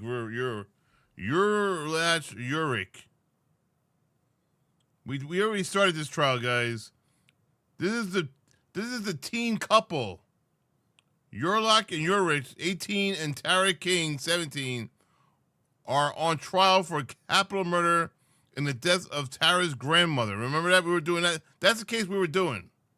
61-year-old Tammy King was found dead in her home on February 5th, 2025. Earlier this year. According to investigators, Tara allegedly told a friend she and Uric had, what? The teen Tara King is expected. Wait. According to investigators, teen Tara allegedly told a friend she and Uric killed her grandmother during a fight while on meth. Oh my God. She told a friend that she killed her grandmother while they were on meth. Tara King is expected to also face trial. So this is the boyfriend, I guess, on trial.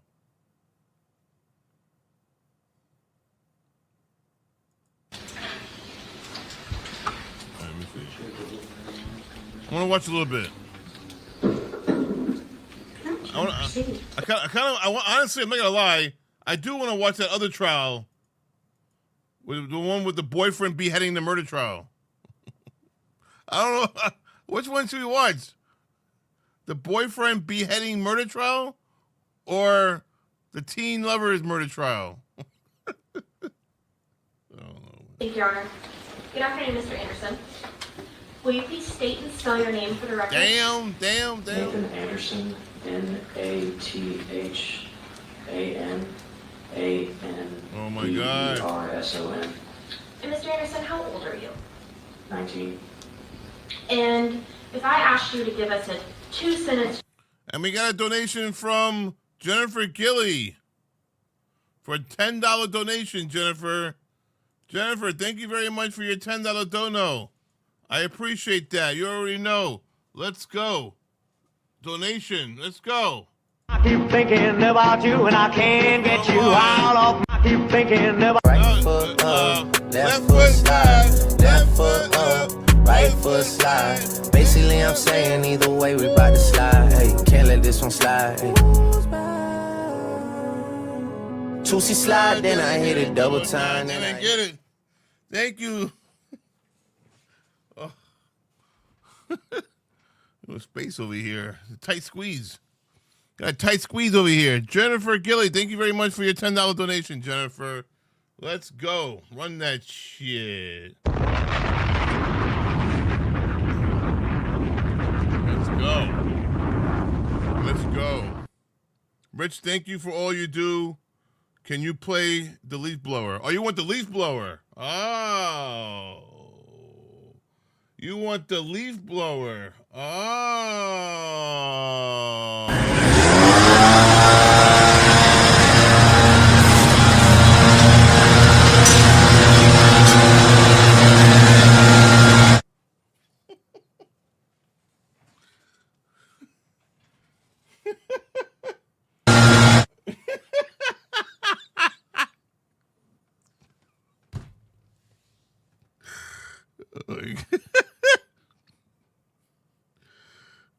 Oh my God.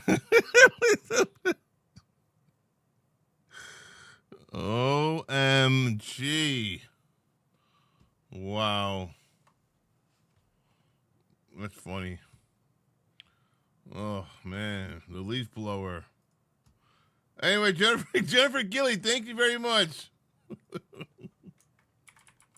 Thank you very much for your $10 dono. OYP. Thank you, Jennifer.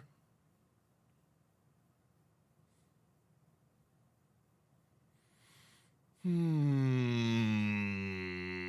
witch is like, what are you doing? The witch is like, get your thing out of my face. The witch is back.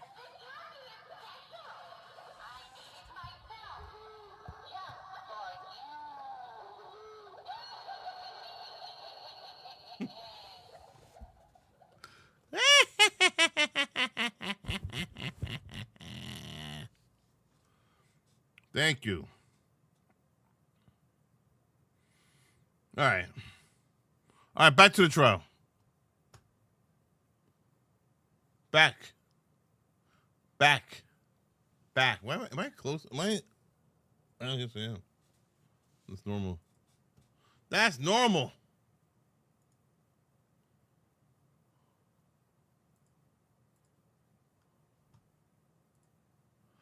All right, let's go back. Descriptor of yourself, what would you tell us? I'm a swim instructor. I teach kids how to swim. And is that what you want to do long term, or what's your life plan? Hoping to get into Now I gotta pee. I'll be right back. something like HVAC or a tree. You're welcome. Thank you for the Where laugh. did you grow up? You're welcome. Thank I you, was Jennifer. born in Galveston, You're welcome. but I moved to League City after Ike. Okay. And where did you go to school? Dickinson High School, And what year did you graduate Dickinson High School? 2024. So roughly a year and a half ago? Yes.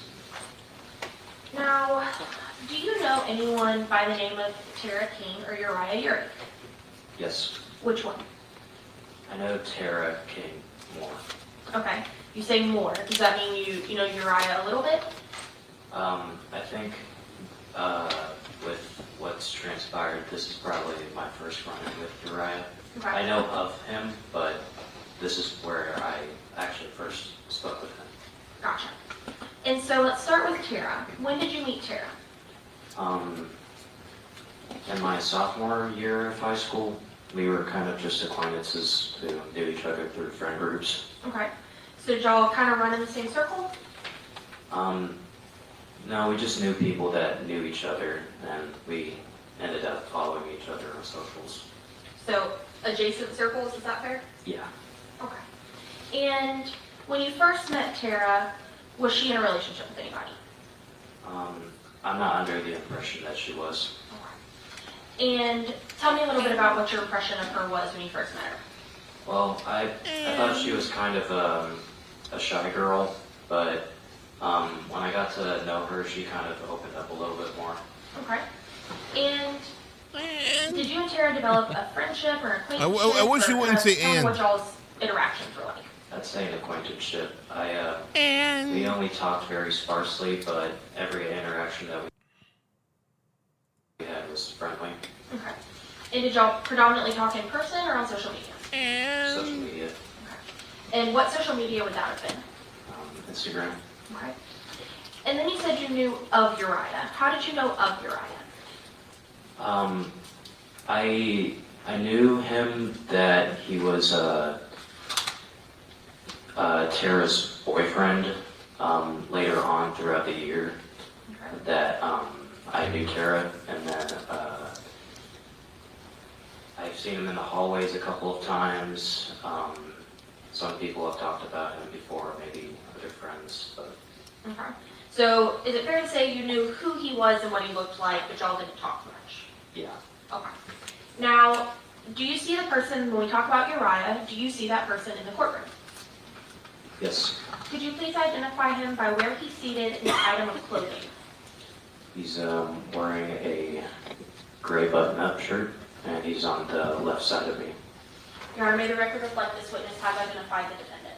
The record so reflect. Thank you, Your Honor. Now, you said that you knew that he was Tara's boyfriend as the year went on. Is that correct? Yes. And what did you notice about that relationship, if anything? Nothing of note. Like I said, I only knew Tara as an acquaintance, so I don't think I really paid too much mind to their relationship. And when you did see them at school, if you were paying attention, were they often with groups of people or by themselves? I think they were among groups of people around the first while that they were dating, but as time had gone on, I think they started to stay like in a more close circle. Okay. So the groups got smaller, is that fair? I believe so, yes. Now I want to bring your attention to February of this year. Do you recall February? Yes. Okay. Now, did something occur that made you have interaction with Tara and Uriah? And do you know what county? Yes. Okay. What was that? So, in February, I was sitting in college, and I was in the computer room just working on some essay, and then I got a phone call from Tara, and she had told me that. No, don't tell me what anybody says, okay? So you get a phone call from Tara. Yes. Is she the only one on the line? No. Who else is on the line? Uriah. And just so everyone's on the same page, do Tara and Uriah ever go by any other names? I know that Tara went by Aaron, and I believe that Uriah went by Percy. And were these just nicknames they would go by? Yes. So, just to be clear, if we're talking about Aaron, that's Tara, correct? Yes. And if we're talking about Percy, that's Uriah, correct? Yes. You stated you got a phone call from Tara and Uriah. Yes. What was it that Uriah said on the phone? He had seconded what Tara had said about the grandmother that they were staying at the house with being abusive towards them. Okay. And I think that had kind of prompted them to ask me, hey, can you give us a ride away from this situation? Okay, so the phone call was based for a ride? Yes. Okay. And was there any communication after that initial phone call? Some, just to further the details of where I would be picking them up and what they would be bringing along with them. Okay. And did you have those conversations also through Instagram? Yes. Was it through both calls and messages? Both calls. Document the house. Your Honor, may I approach the witness? All right, Ms. Pitt, I'm approaching you with what's been marked as states 3 through 14. Without telling me what they are, will you please look through them and let me know if you recognize them?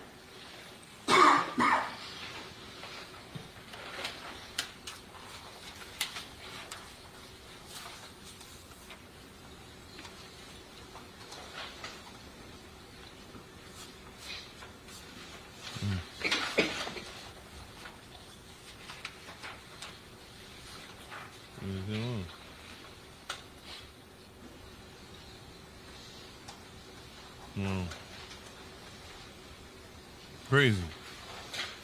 I recognize these papers. And how is it that you recognize them?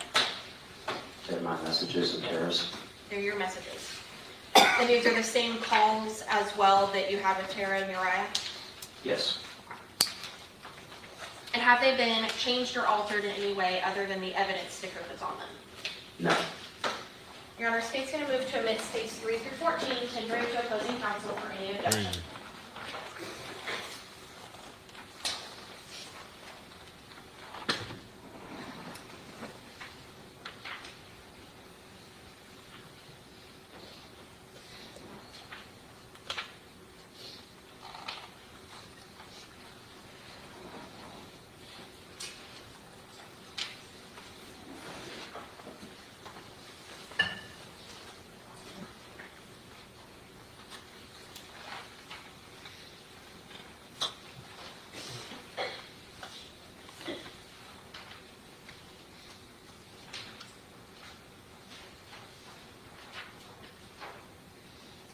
stuff.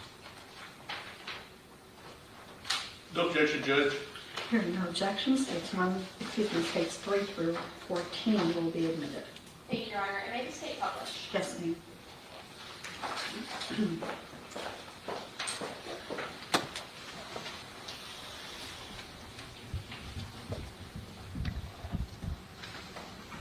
And for those of us who may not be social media Hey, savvy, dude. what social media application is this?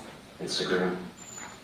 And on what side would be the messages from Tara and Uriah? Tara's messages are gray and mine are blue. Okay. The ones coming from Aaron's phone are on the left, and the ones coming from your phone are on the right. Is that correct? So, can you tell us what time this initial call came in? 8:51. And do you recall on what day of the week that was? I believe it was a Wednesday. And you told the jury here a minute ago that y'all were trying to work out a ride. Is that correct? Can you repeat the question one more time? Of course. You told the jury that your conversation with Karen and Uriah, you were trying to work out details of a ride for them, correct? Yes. And were you going to give them a ride? Yes. Tell me a little bit about that. What was your plan? Well, we had talked about some locations that I would be able to bring them to. First, Tara had suggested that they would be taken to Wyoming, and I couldn't drive them that far. That was a little bit out of my league to do so. But then we had kind of settled down and said that they could stay the night at my place. So that's what we were going to try and get together. And so in states 8, is this kind of what you're talking about? God. They were telling you where Stop they coughing. lived, and then this is, you say Wyoming was a little far for you. Yes. And ultimately you said the decision was made for them to crash at your place for a little bit, okay? Right? Yes. Okay.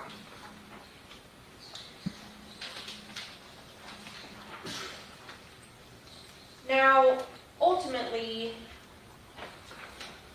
did you end up picking up Tara and Uriah? No. Why? So the address that they had sent me, it didn't have the full location listed on the link that I was going to click on, and I started driving to a separate area, and when my mom had seen where I was on a Life 360, kind of like a tracker, she said, "Why are you going to Houston? Come back this way." So I ended up pulling back, but before I did, I had phoned a friend and called him to try and pick them up instead. And who was that friend? Rigo? And in states 12, we see a couple messages and calls and then a phone number. Can you tell us kind of what's happening at this point in y'all's conversation? So around that time with the phone calls, that was when I had told them that I wasn't able to pick them up because I needed to head back home. And the phone number listed at the bottom, that was me referring them to my friend. And that was, you said his name was Rigo? Yes. And do you know, was Rigo ultimately able to help them? Yes. Okay. And on states 13, kind of what's happening here? So here I had, this is around the time that I had just finished sending them the phone number, and I told them that I wish them best of luck on finding a place to stay, and that was where we essentially stopped talking. Now, after they got picked up by Rigo on that Wednesday, did you hear from them again? I did hear from Rigo. You heard from Rigo? Yes. Okay. Without telling me what Rigo said, when did you hear from Rigo? 30 minutes after. Okay. So close in time to the same time period, then around 12:30 hours we're looking at? Yes. Okay. And after you touched base with Rigo, did you hear from Tara or Uriah any more that day? No. Did you hear from them the next day? No. You're gonna make a personal witness real quick? Yes.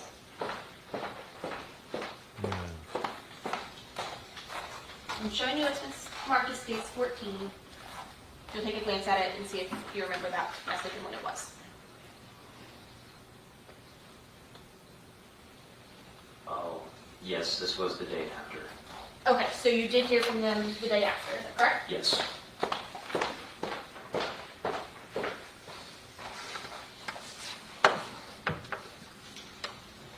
And in states 14, tell us a little bit about what's occurring here.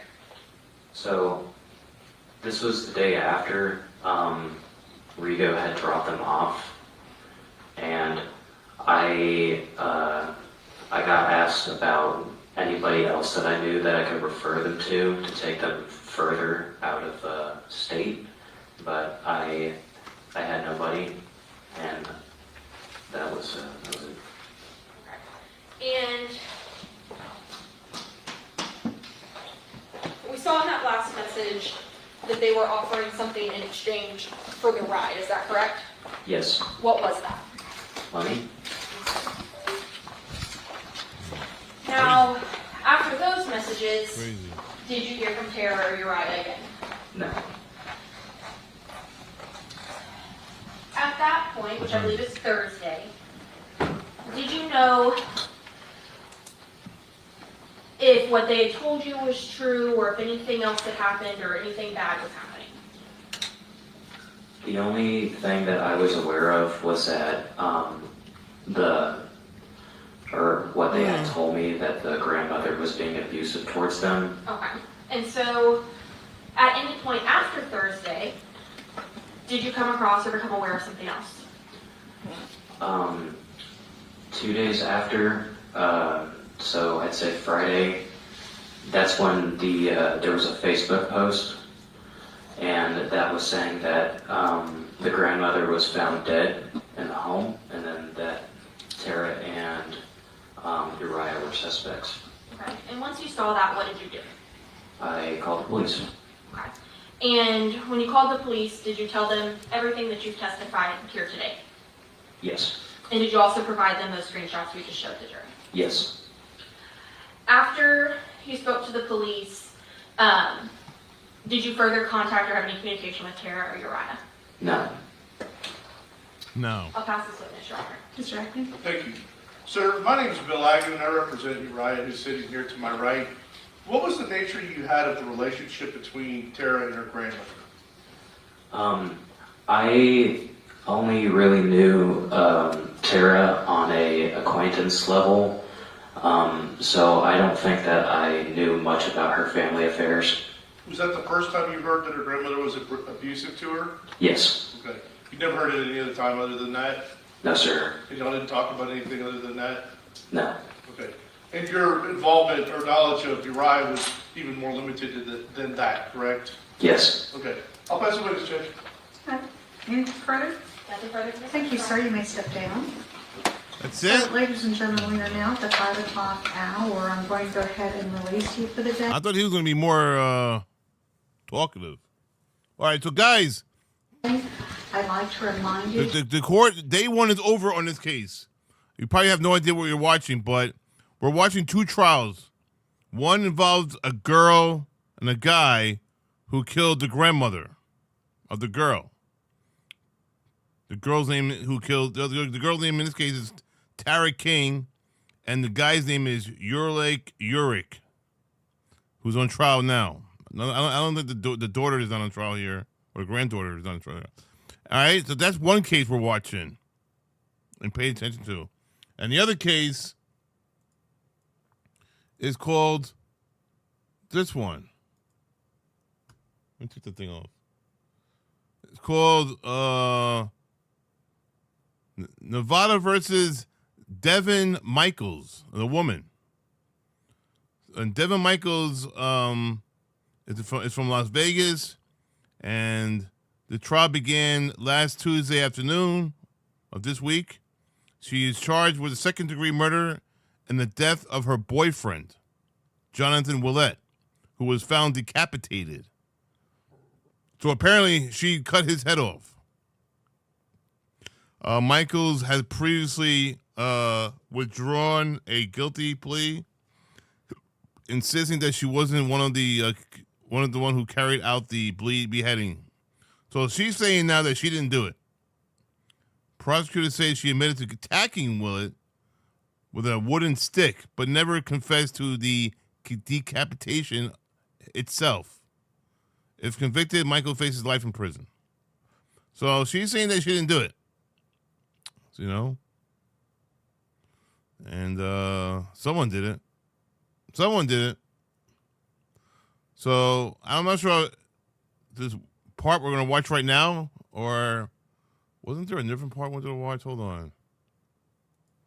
Where's the other? Take care of Maya. What? Take care of Maya? Take shocking turn? Oh, what? Go back there. All right, where's that other video? Let me see. Hold on, guys. Sorry. Was it this one? No, not that one. No.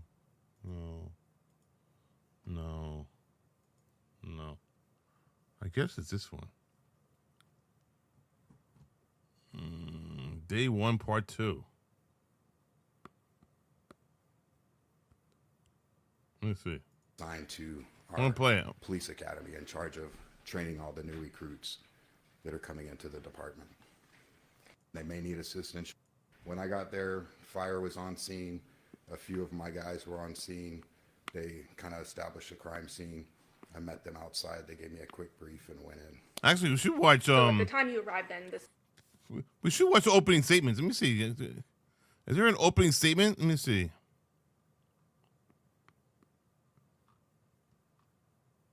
I kind of want to watch the opening statements in this case. Let me see something. Boyfriend beheading.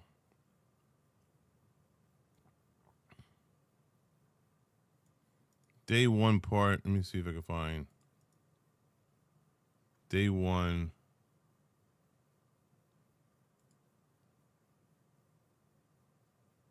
That's different.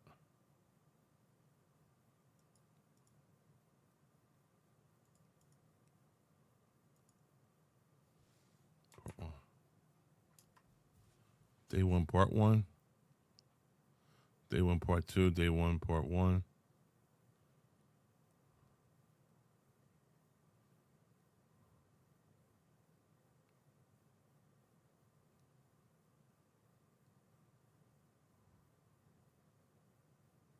Oh Lord.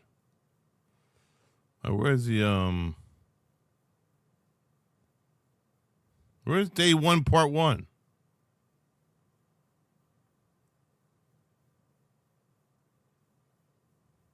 Day 2, part 1.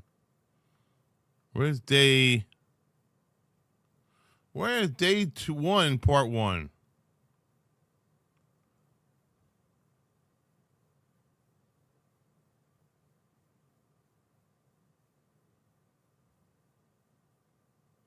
I want to hear yell. Let's listen to her yell at the judge.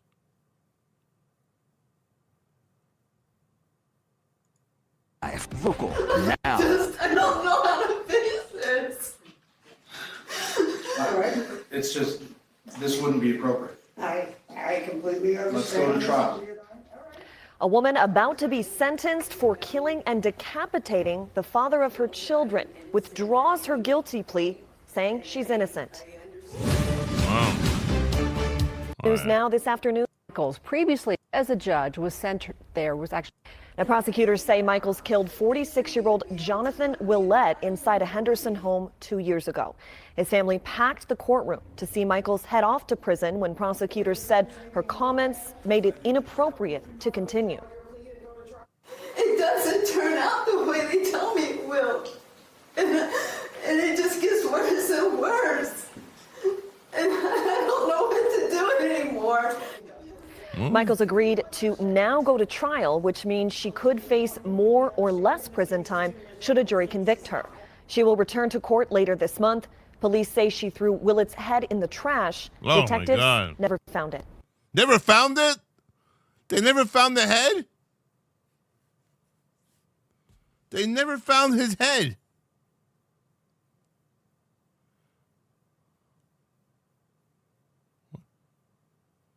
Oh, my God. Oh, my God. Oh, my God. No matter what I say at this moment, I know right now no one in the family is going to believe me. I know right now no one in the family feels that I'm innocent at any point, and I understand that. This was supposed to be a sentencing hearing that quickly went off the rails. The way that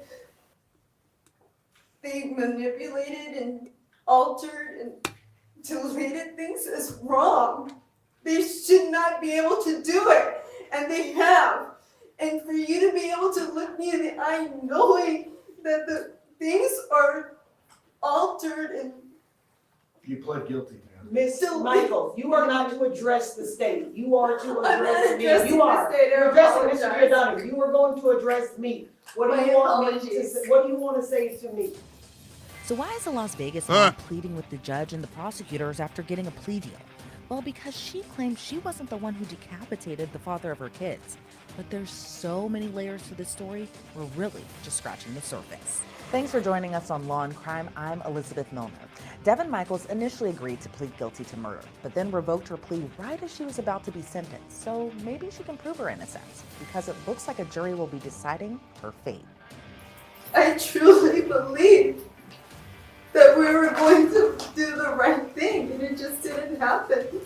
Devin Michaels was visibly emotional during last week's hearing. But how did we get here? Well, let's take a quick step back here. On August 7th of 2023, a woman called police to say she found her son, Jonathan Willett, dead. When police responded, they found Jonathan's body in his bed, but his head was missing.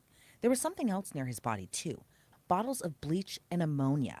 And officers noted it looked like those chemicals were applied to his body. Now, when officers spoke with Jonathan's mom, she said the last time she saw her son was the night before, when he was hanging out with his girlfriend, Devin. So police were able to contact her and go to her home to interview her. But in her driveway, something was off. They found Jonathan's cracked cell phone with a dark stain on the screen that appeared to be blood. Now, police later executed a search warrant on Devin's place, where they found more items belonging to her boyfriend, like his ID, the keys to his truck, his wallet, his social security card, and more. Maybe not super suspicious since the two were romantically involved or were, but the blood stands out, right? Then another tip came in, this one from Jonathan's mom, who informed investigators her meat cleaver was missing from her kitchen. According to a previous report by Fox 5 Vegas, Devin did a polygraph test a few days later. When she was asked whether she participated in any way in the death of Jonathan, she had a significant reaction to that question.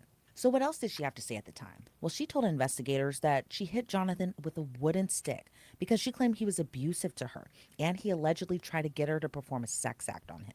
She reportedly told investigators that she didn't have any intention on killing him. She just wanted to hurt him enough so he would wind up in the hospital until she could figure out what to do with their children. She claimed she didn't remember, but it was allegedly very possible. According to a report by 8 News Now, prosecutors claimed Devin threw Jonathan's head into the trash. Oh, my and God. The garbage was likely taken by the sanitary crews. That's crazy. So his head... Look at that. This guy's head. This lady killed this guy. Oh, my God. What is wrong with people? What is wrong with people? This is crazy, man. Good-looking guy, good-looking girl. They can't just have sex? Why can't it just have some good sex and cut instead of cutting each other, instead of trying to cut someone's head off?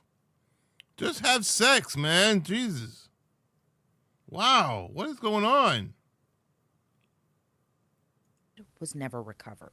Surprisingly, she was able to work out a deal for a lot less time in prison than you might expect. Unbelievable. 15 years. Well, life in prison with the possibility of parole after 15 years. Again, despite allegedly decapitating the father of her children and throwing his head into the garbage like regular trash. Wow. Now, prosecutors admit Devin never copped to That's decapitating crazy. Jonathan, but there were other clues leading them to believe remember she this was case. behind his I murder. remember- That deal was worked out in I remember this. I remember we covered this before. Now it's so familiar now. September of last year. Just last week, she, like I mentioned, was supposed to be sentenced until that didn't happen. As you know, the defendant not only murdered her ex, but then desecrated his body by decapitating him and putting chemicals on his body, causing it to burn. The defendant admitted to the fatal blow. She never admitted to the decapitation portion, but the evidence was overwhelming that it was obviously her who did it. Another haunting fact, and something that should be concerning, which supports the life tale, is that the defendant had a corollary child abuse case that pre-existed this. We reviewed, Ms. Griffith and I reviewed the minutes in that case, and it appears that 2 days after she murdered and decapitated her ex, she appeared in court in front of another judge in this courthouse and made representations that she was staying out of trouble, and obviously had that on her conscience at the time, walked right back out of the courthouse, and then ultimately was developed as our suspect and arrested. We take this case very seriously, obviously the family does as well.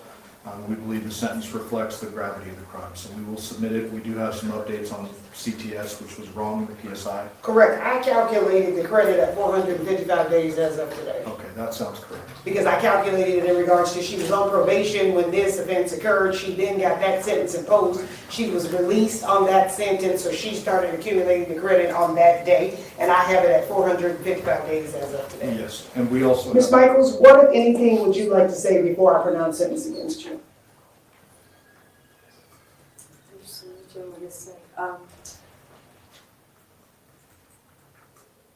Jonathan was very special for me, and I know no matter what I say at this moment, I know right now no one in the family is going to believe me. I know right now no one in the family feels that I'm innocent at any point, and I understand that, but I can actually prove my innocence. I actually can, and I'm not going to stop fighting to prove my innocence. I have more than enough, and Jonathan deserves to have the actual person who's guilty behind bars. I was helping Jonathan. I can show that I was trying to help him, and this, I know, is hurting the family, and I can see it in your faces, and I know your hearts are angry, and they should be, and I'm angry for you. And this is not fair to you. This has been dragging out for almost 2 years. It's not fair to you. And it's not fair to his children. Any of them. And it's not right. It really isn't. It's not. I've seen so much that it's just terrible. Crazy. The way that they manipulated and altered and deleted things is wrong. They should not be able to do it, and they have. And for you to be able to look me in the eye knowing that the things are altered and... You pled guilty, man. Ms. Michaels, you are not to address the state. You are to I'm not address me. addressing You are. the state. I You're addressing Mr. apologize. Giordano. You are going to address me. What do My you want me to apologies. say? What do you want to say to me? My apologies. I wasn't trying to address the state directly. It's just, I was told. I was just told one thing after another. And I truly believe It's that sad. we were It is going sad. to do the right thing. It sounds It sad. didn't happen. I can't believe she cut someone's head off. She doesn't seem like the type of person that can have that can do that. I'm sorry, but she does not seem like the type of person who can cut someone's head off. I mean, cutting someone's head is really serious, man. I mean, think about that. All the blood, the veins, the guts, the everything that involved in cutting a head off. It's a lot involved, man. Let me tell you, it's disgusting. But she did it, just like that other girl did it to her boyfriend. Fucked up, man.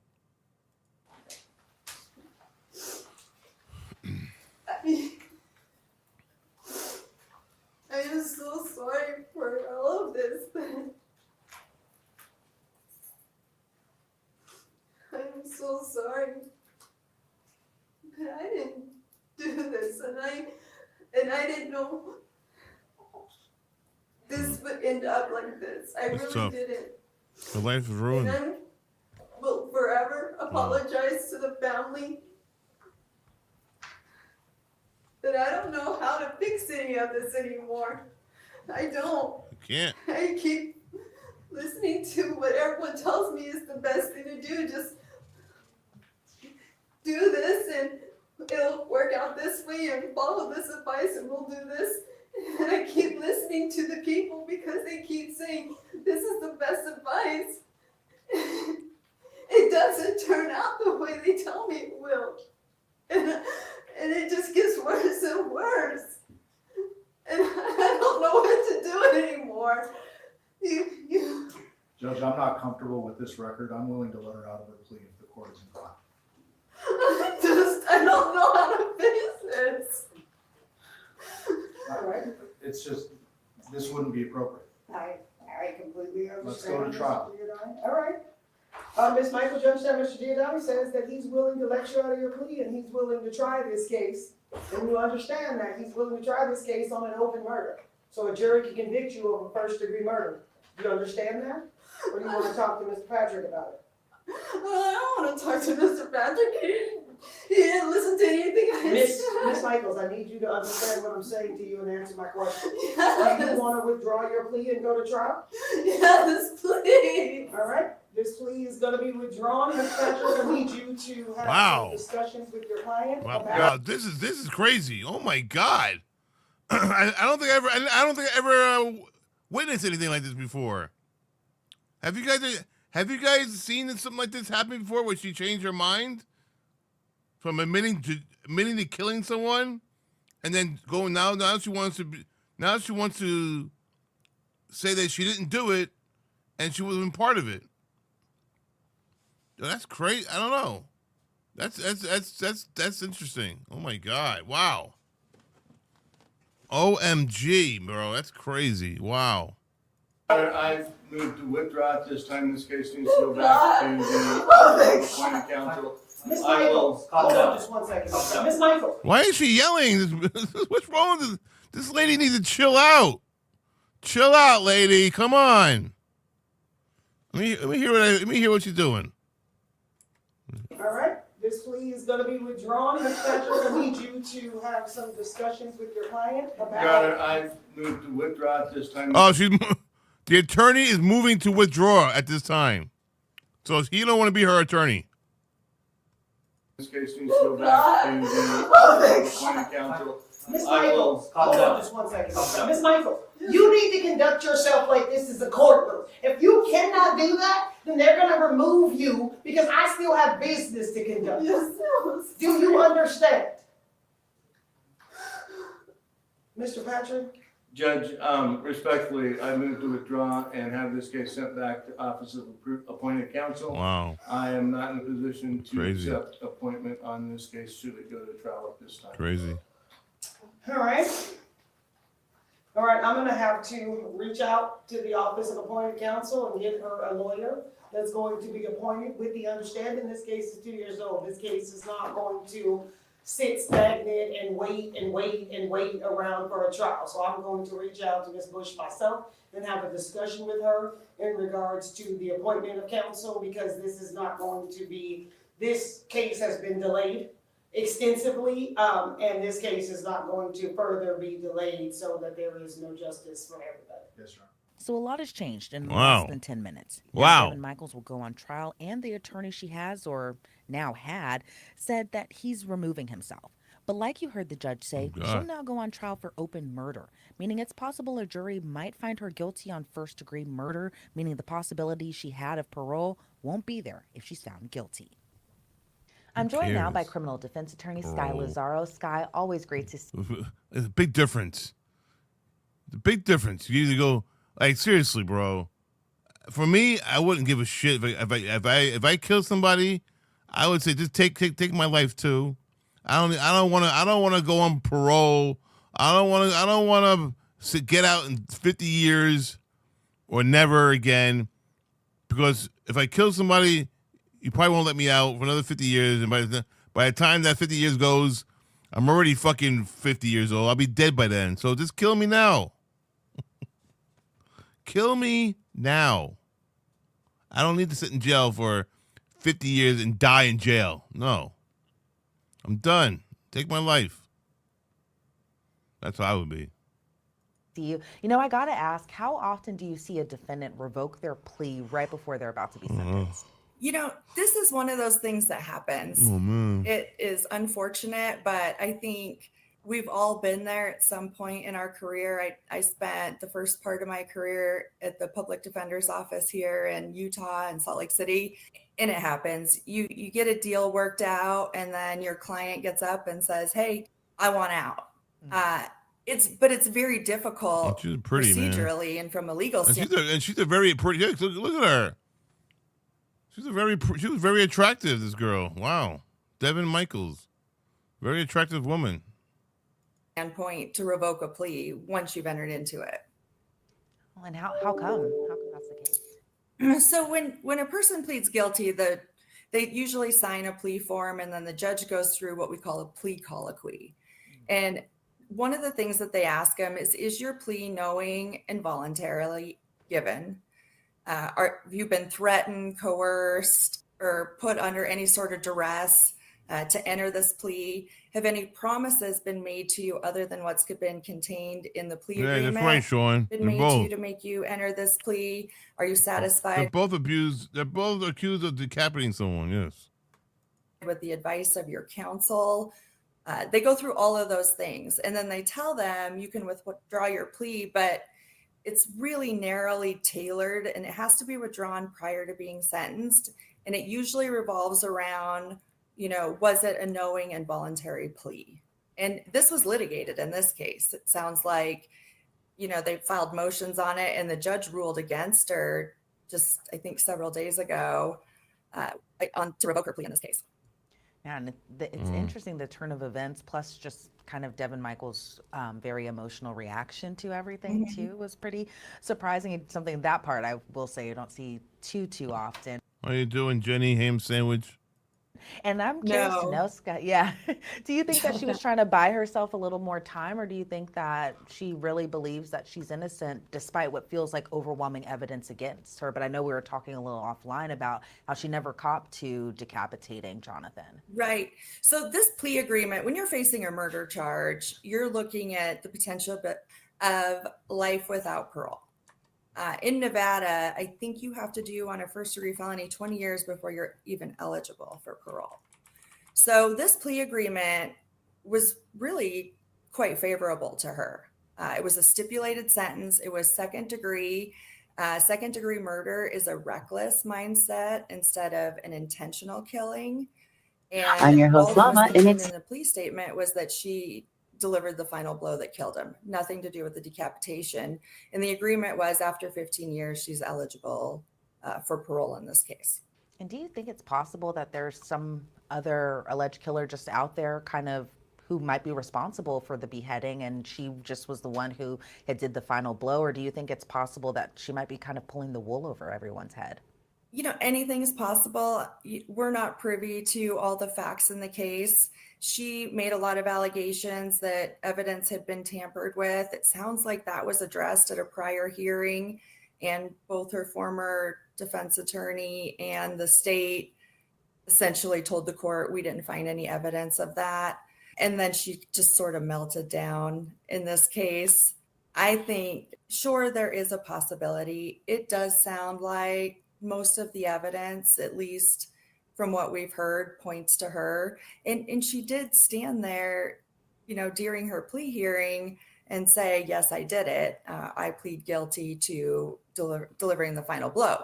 Now, she came back, the other day in her sentencing hearing when she wanted to withdraw her plea and said, essentially what she was saying is, I just did it because my lawyer told me, everybody was telling me to do it. My lawyer told me to do it. So sure, it's possible, but the risk she's facing, going to trial on a first degree murder is, they're very substantial compared to what she pled to.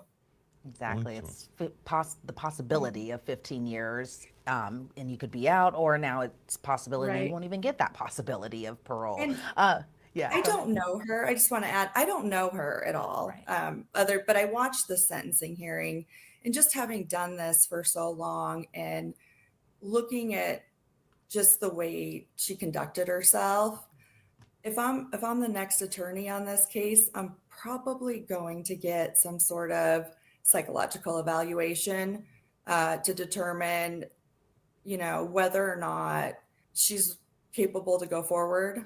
I think she's probably competent by a legal standard.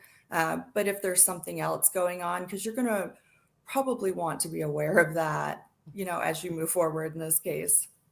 Absolutely. And given that Devin's defense attorney, before he withdrew, said that he didn't see this case actually going on trial anytime soon, do you agree with that?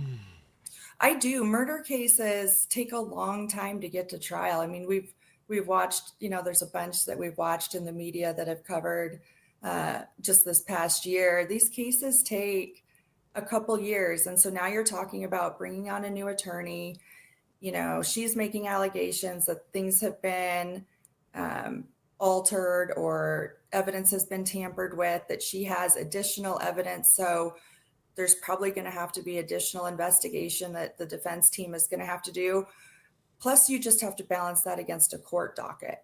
I think the judge did a good job in this case of saying, I acknowledge we're going to have to get newly appointed counsel. I think her defense attorney had no option other than to withdraw under the rules of professional conduct. I think the prosecutor did the right thing by just saying, I'm not comfortable. If she wants out, I don't want to fight this appeal battle. Let her out. We'll go to trial on murder. That's fine, right? And he was quick to say that too. Yeah. Right. And if he believes that his office tampered with anything or the law enforcement tampered with anything, he's probably not saying that. He's probably trying to keep the plea, right? Yeah, exactly. But I don't anticipate this case. I think the judge was pretty clear that, look, she's sitting in jail. We're not gonna let this languish forever. It's already, significant amount of time has passed since she was, since he died and she was arrested. But at that, it's still going to take, the better part of probably a year to get this case to trial. Yeah. The court dockets are busy, so you've got other cases that are already set. There's a lot of factors to consider. Yeah, and of course it's Vegas too, so that means that there's a lot of cases going on because Clark County is pretty busy a lot of the time. And as a criminal defense attorney who may have had difficult clients in the past, maybe one or two, maybe possibly more, maybe even possibly less, I'm curious, what's it like defending a client when there's kind of this animosity there that you may not possibly be able to work with? It's really hard, and it's harder when you're court appointed. When you're a private attorney, and the relationship crumbles, you sit down with your client and you say, look, you need to be able to trust your lawyer. We need to be able to work together to get the best outcome for you. And if you don't feel that way, you need to find someone else that you feel comfortable with. Now, whether you refund retainers or however you work that out, it's a lot easier when you're being paid or retained privately. When you're court appointed, it is really difficult because you get a lot more difficult clients in most respects. You get more difficult cases like this where, they're pretty egregious crimes. This is a terrible crime. They still haven't found, part of this poor man's body. And, so you have to try to rehab that relationship the best you can, because courts and judges, at least in our jurisdiction, and I would suspect this is probably true across most jurisdictions in the country, just because somebody who has a public defender walks in and says, I don't like my lawyer, they're a public defender, I want a new one, you're not getting a new one. Unless the relationship has really deteriorated, or you can make an argument under the rules of professional conduct that you can't continue the representation. But it makes it really hard, because you have to spend then a lot of time trying to build that relationship, so that they trust you, so that you can adequately defend them. But I see it time and time again where people just stand up in court and tell judges, I want a new public defender. The judge is like, okay, why? Well, I just don't like him. He didn't return my phone call, whatever it is. And so it makes it hard. Yeah, I can only imagine. I mean, we've covered the Sarah Boone case, and I just remember she would put in letter after letter after letter, and I think by the end she was on like attorney number 8 or 9, probably in those double digits around that time. But that was Sarah Boone case. Very interesting. Yeah. But Sky, as far as possibly Devin Michaels now, she's going to trial, or what looks like she could be going to trial. Do you see, because of the reaction she had in court prior to what was supposed to be her sentencing hearing, that it's possible she might want to take the stand to defend herself? That's a tough one. Probably not. As her attorney, I would probably advise her not to take the stand, largely because she's probably not going to listen to what you tell her to say or do.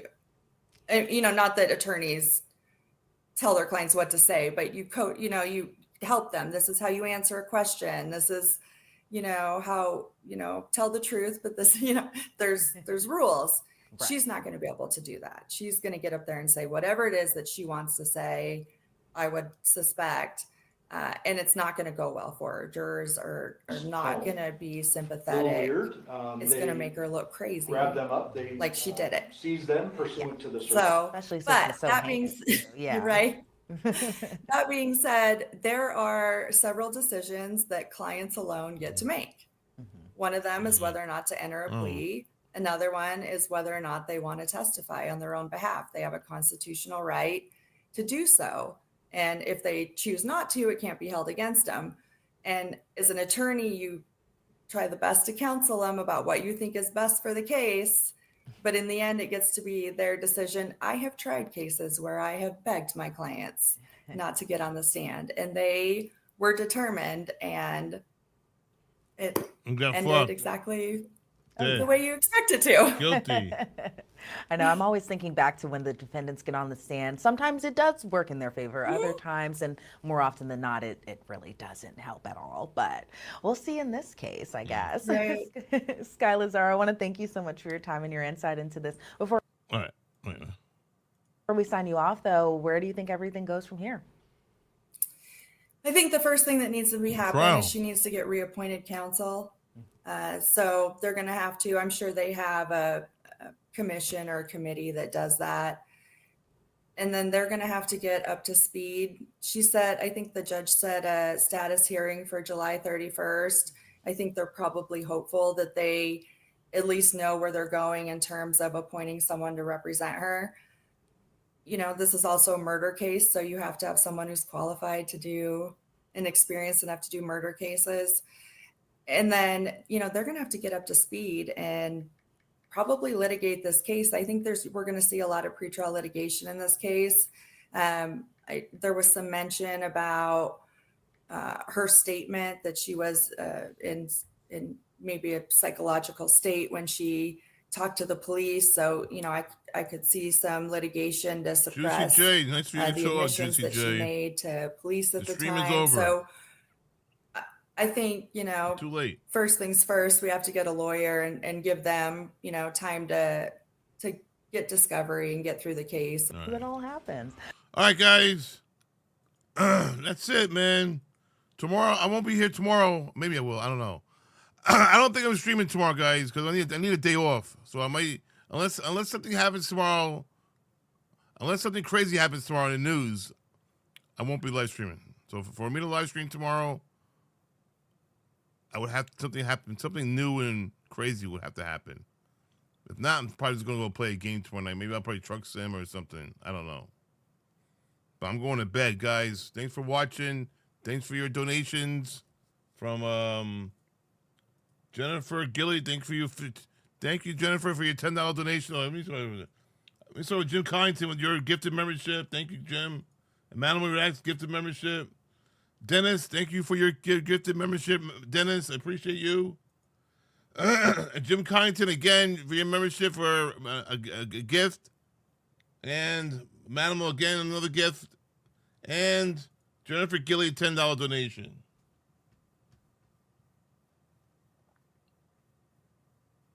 Thank you very much, guys. I appreciate you guys.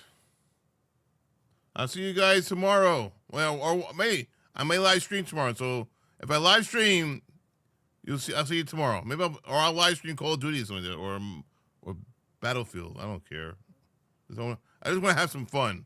I want to have some fun tomorrow. You know, that's it. Fun. You're welcome, Ray Ray. Good night, Neun Honey. How you doing, Neun? I don't think I said hi to you. I'm glad. I'm sorry, Neun. How you doing, Neun? I'm sure you're doing good. Good night.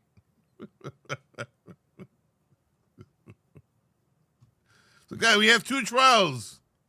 We have 2 trials to watch. One involves a guy and a girl who killed the grandmother, and the other one involves a woman, a wife and husband or maybe girlfriend, boyfriend, where she cut the guy's head off. That's what we were just watching. The girl yelling. She cut the guy's head off. Wow. That's crazy.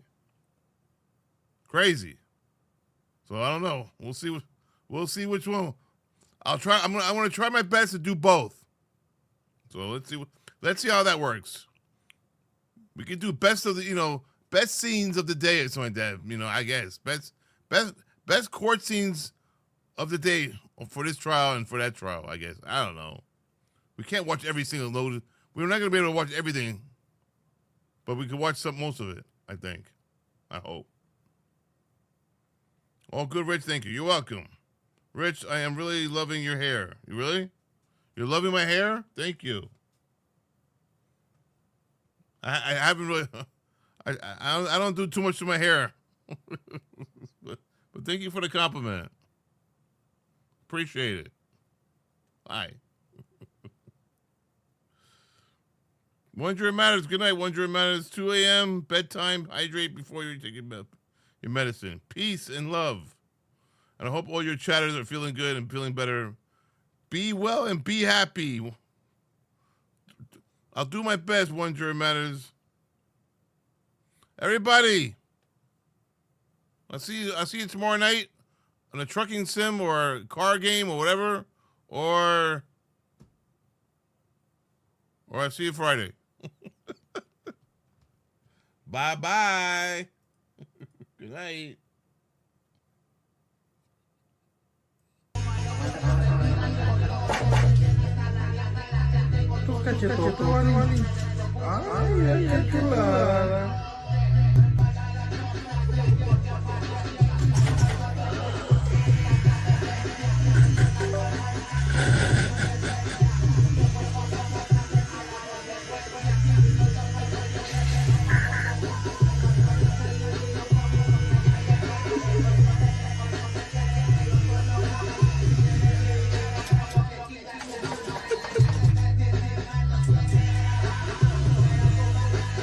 So Brian, let me have you, Brian.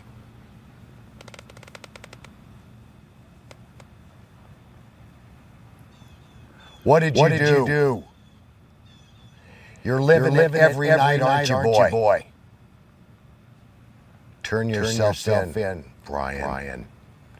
Once in your life, be a man. You like it? Whoa!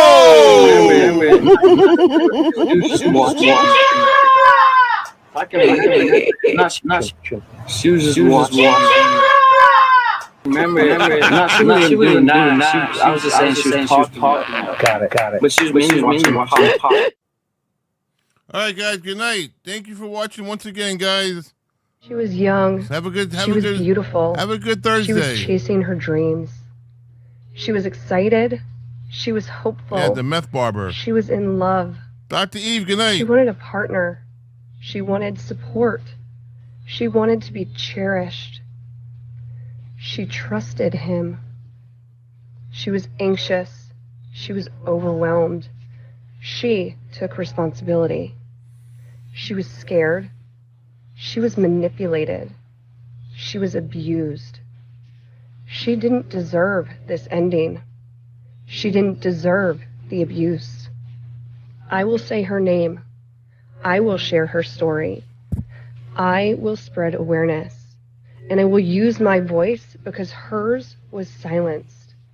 Her life was stolen, but her legacy will live.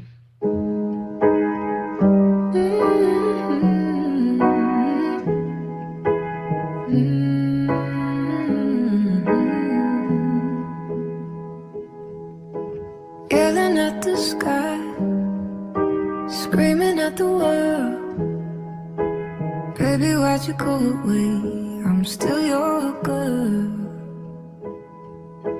Holding on too tight, head up in the clouds. Heaven only knows where you are now. How do I love again? How do I trust again? I stay up all night, tell myself I'm alright. Baby, you're just harder to see than most. I put the record on, wait till I hear our song. Every night I'm dancing with your ghost. Every night I'm dancing with your ghost. Never got the chance to say your last goodbye. I gotta move on, but it hurts to try. How do I love again? How do I trust again? I stay up all night, tell myself I'm alright. Baby, you're just harder to see than most. I put the record on, wait till I hear our song. Every night I'm dancing with your ghost. Every night I'm dancing with your ghost. How do I love again? How do I trust again? I stay up all night, tell myself I'm alright. Baby, you're just harder to see than most. I put the record on, wait till I hear our song. Every night I'm dancing with your ghost. Every night I'm dancing with your ghost. Every night I'm dancing with your ghost. Her blonde hair fell around her like a halo. She was an upstate New York angel without wings. Her smile shone brighter than a morning sunrise. Her laughter put the songbirds' voice to shame. When you see a butterfly over a weeping willow tree, or a rainbow, or a wildflower on a grassy mountain peak, she's home with Mother Nature, yes she is. In the heaven on this earth, that's where she lives. That's where she lives, that's where she lives, that's where she lives, that's where she lives. Eyes for me. It's how nice you are for me. Oh my gosh, it's how much you make me laugh. It's how hard you always laugh for me. Okay, we go. It's you're my friend.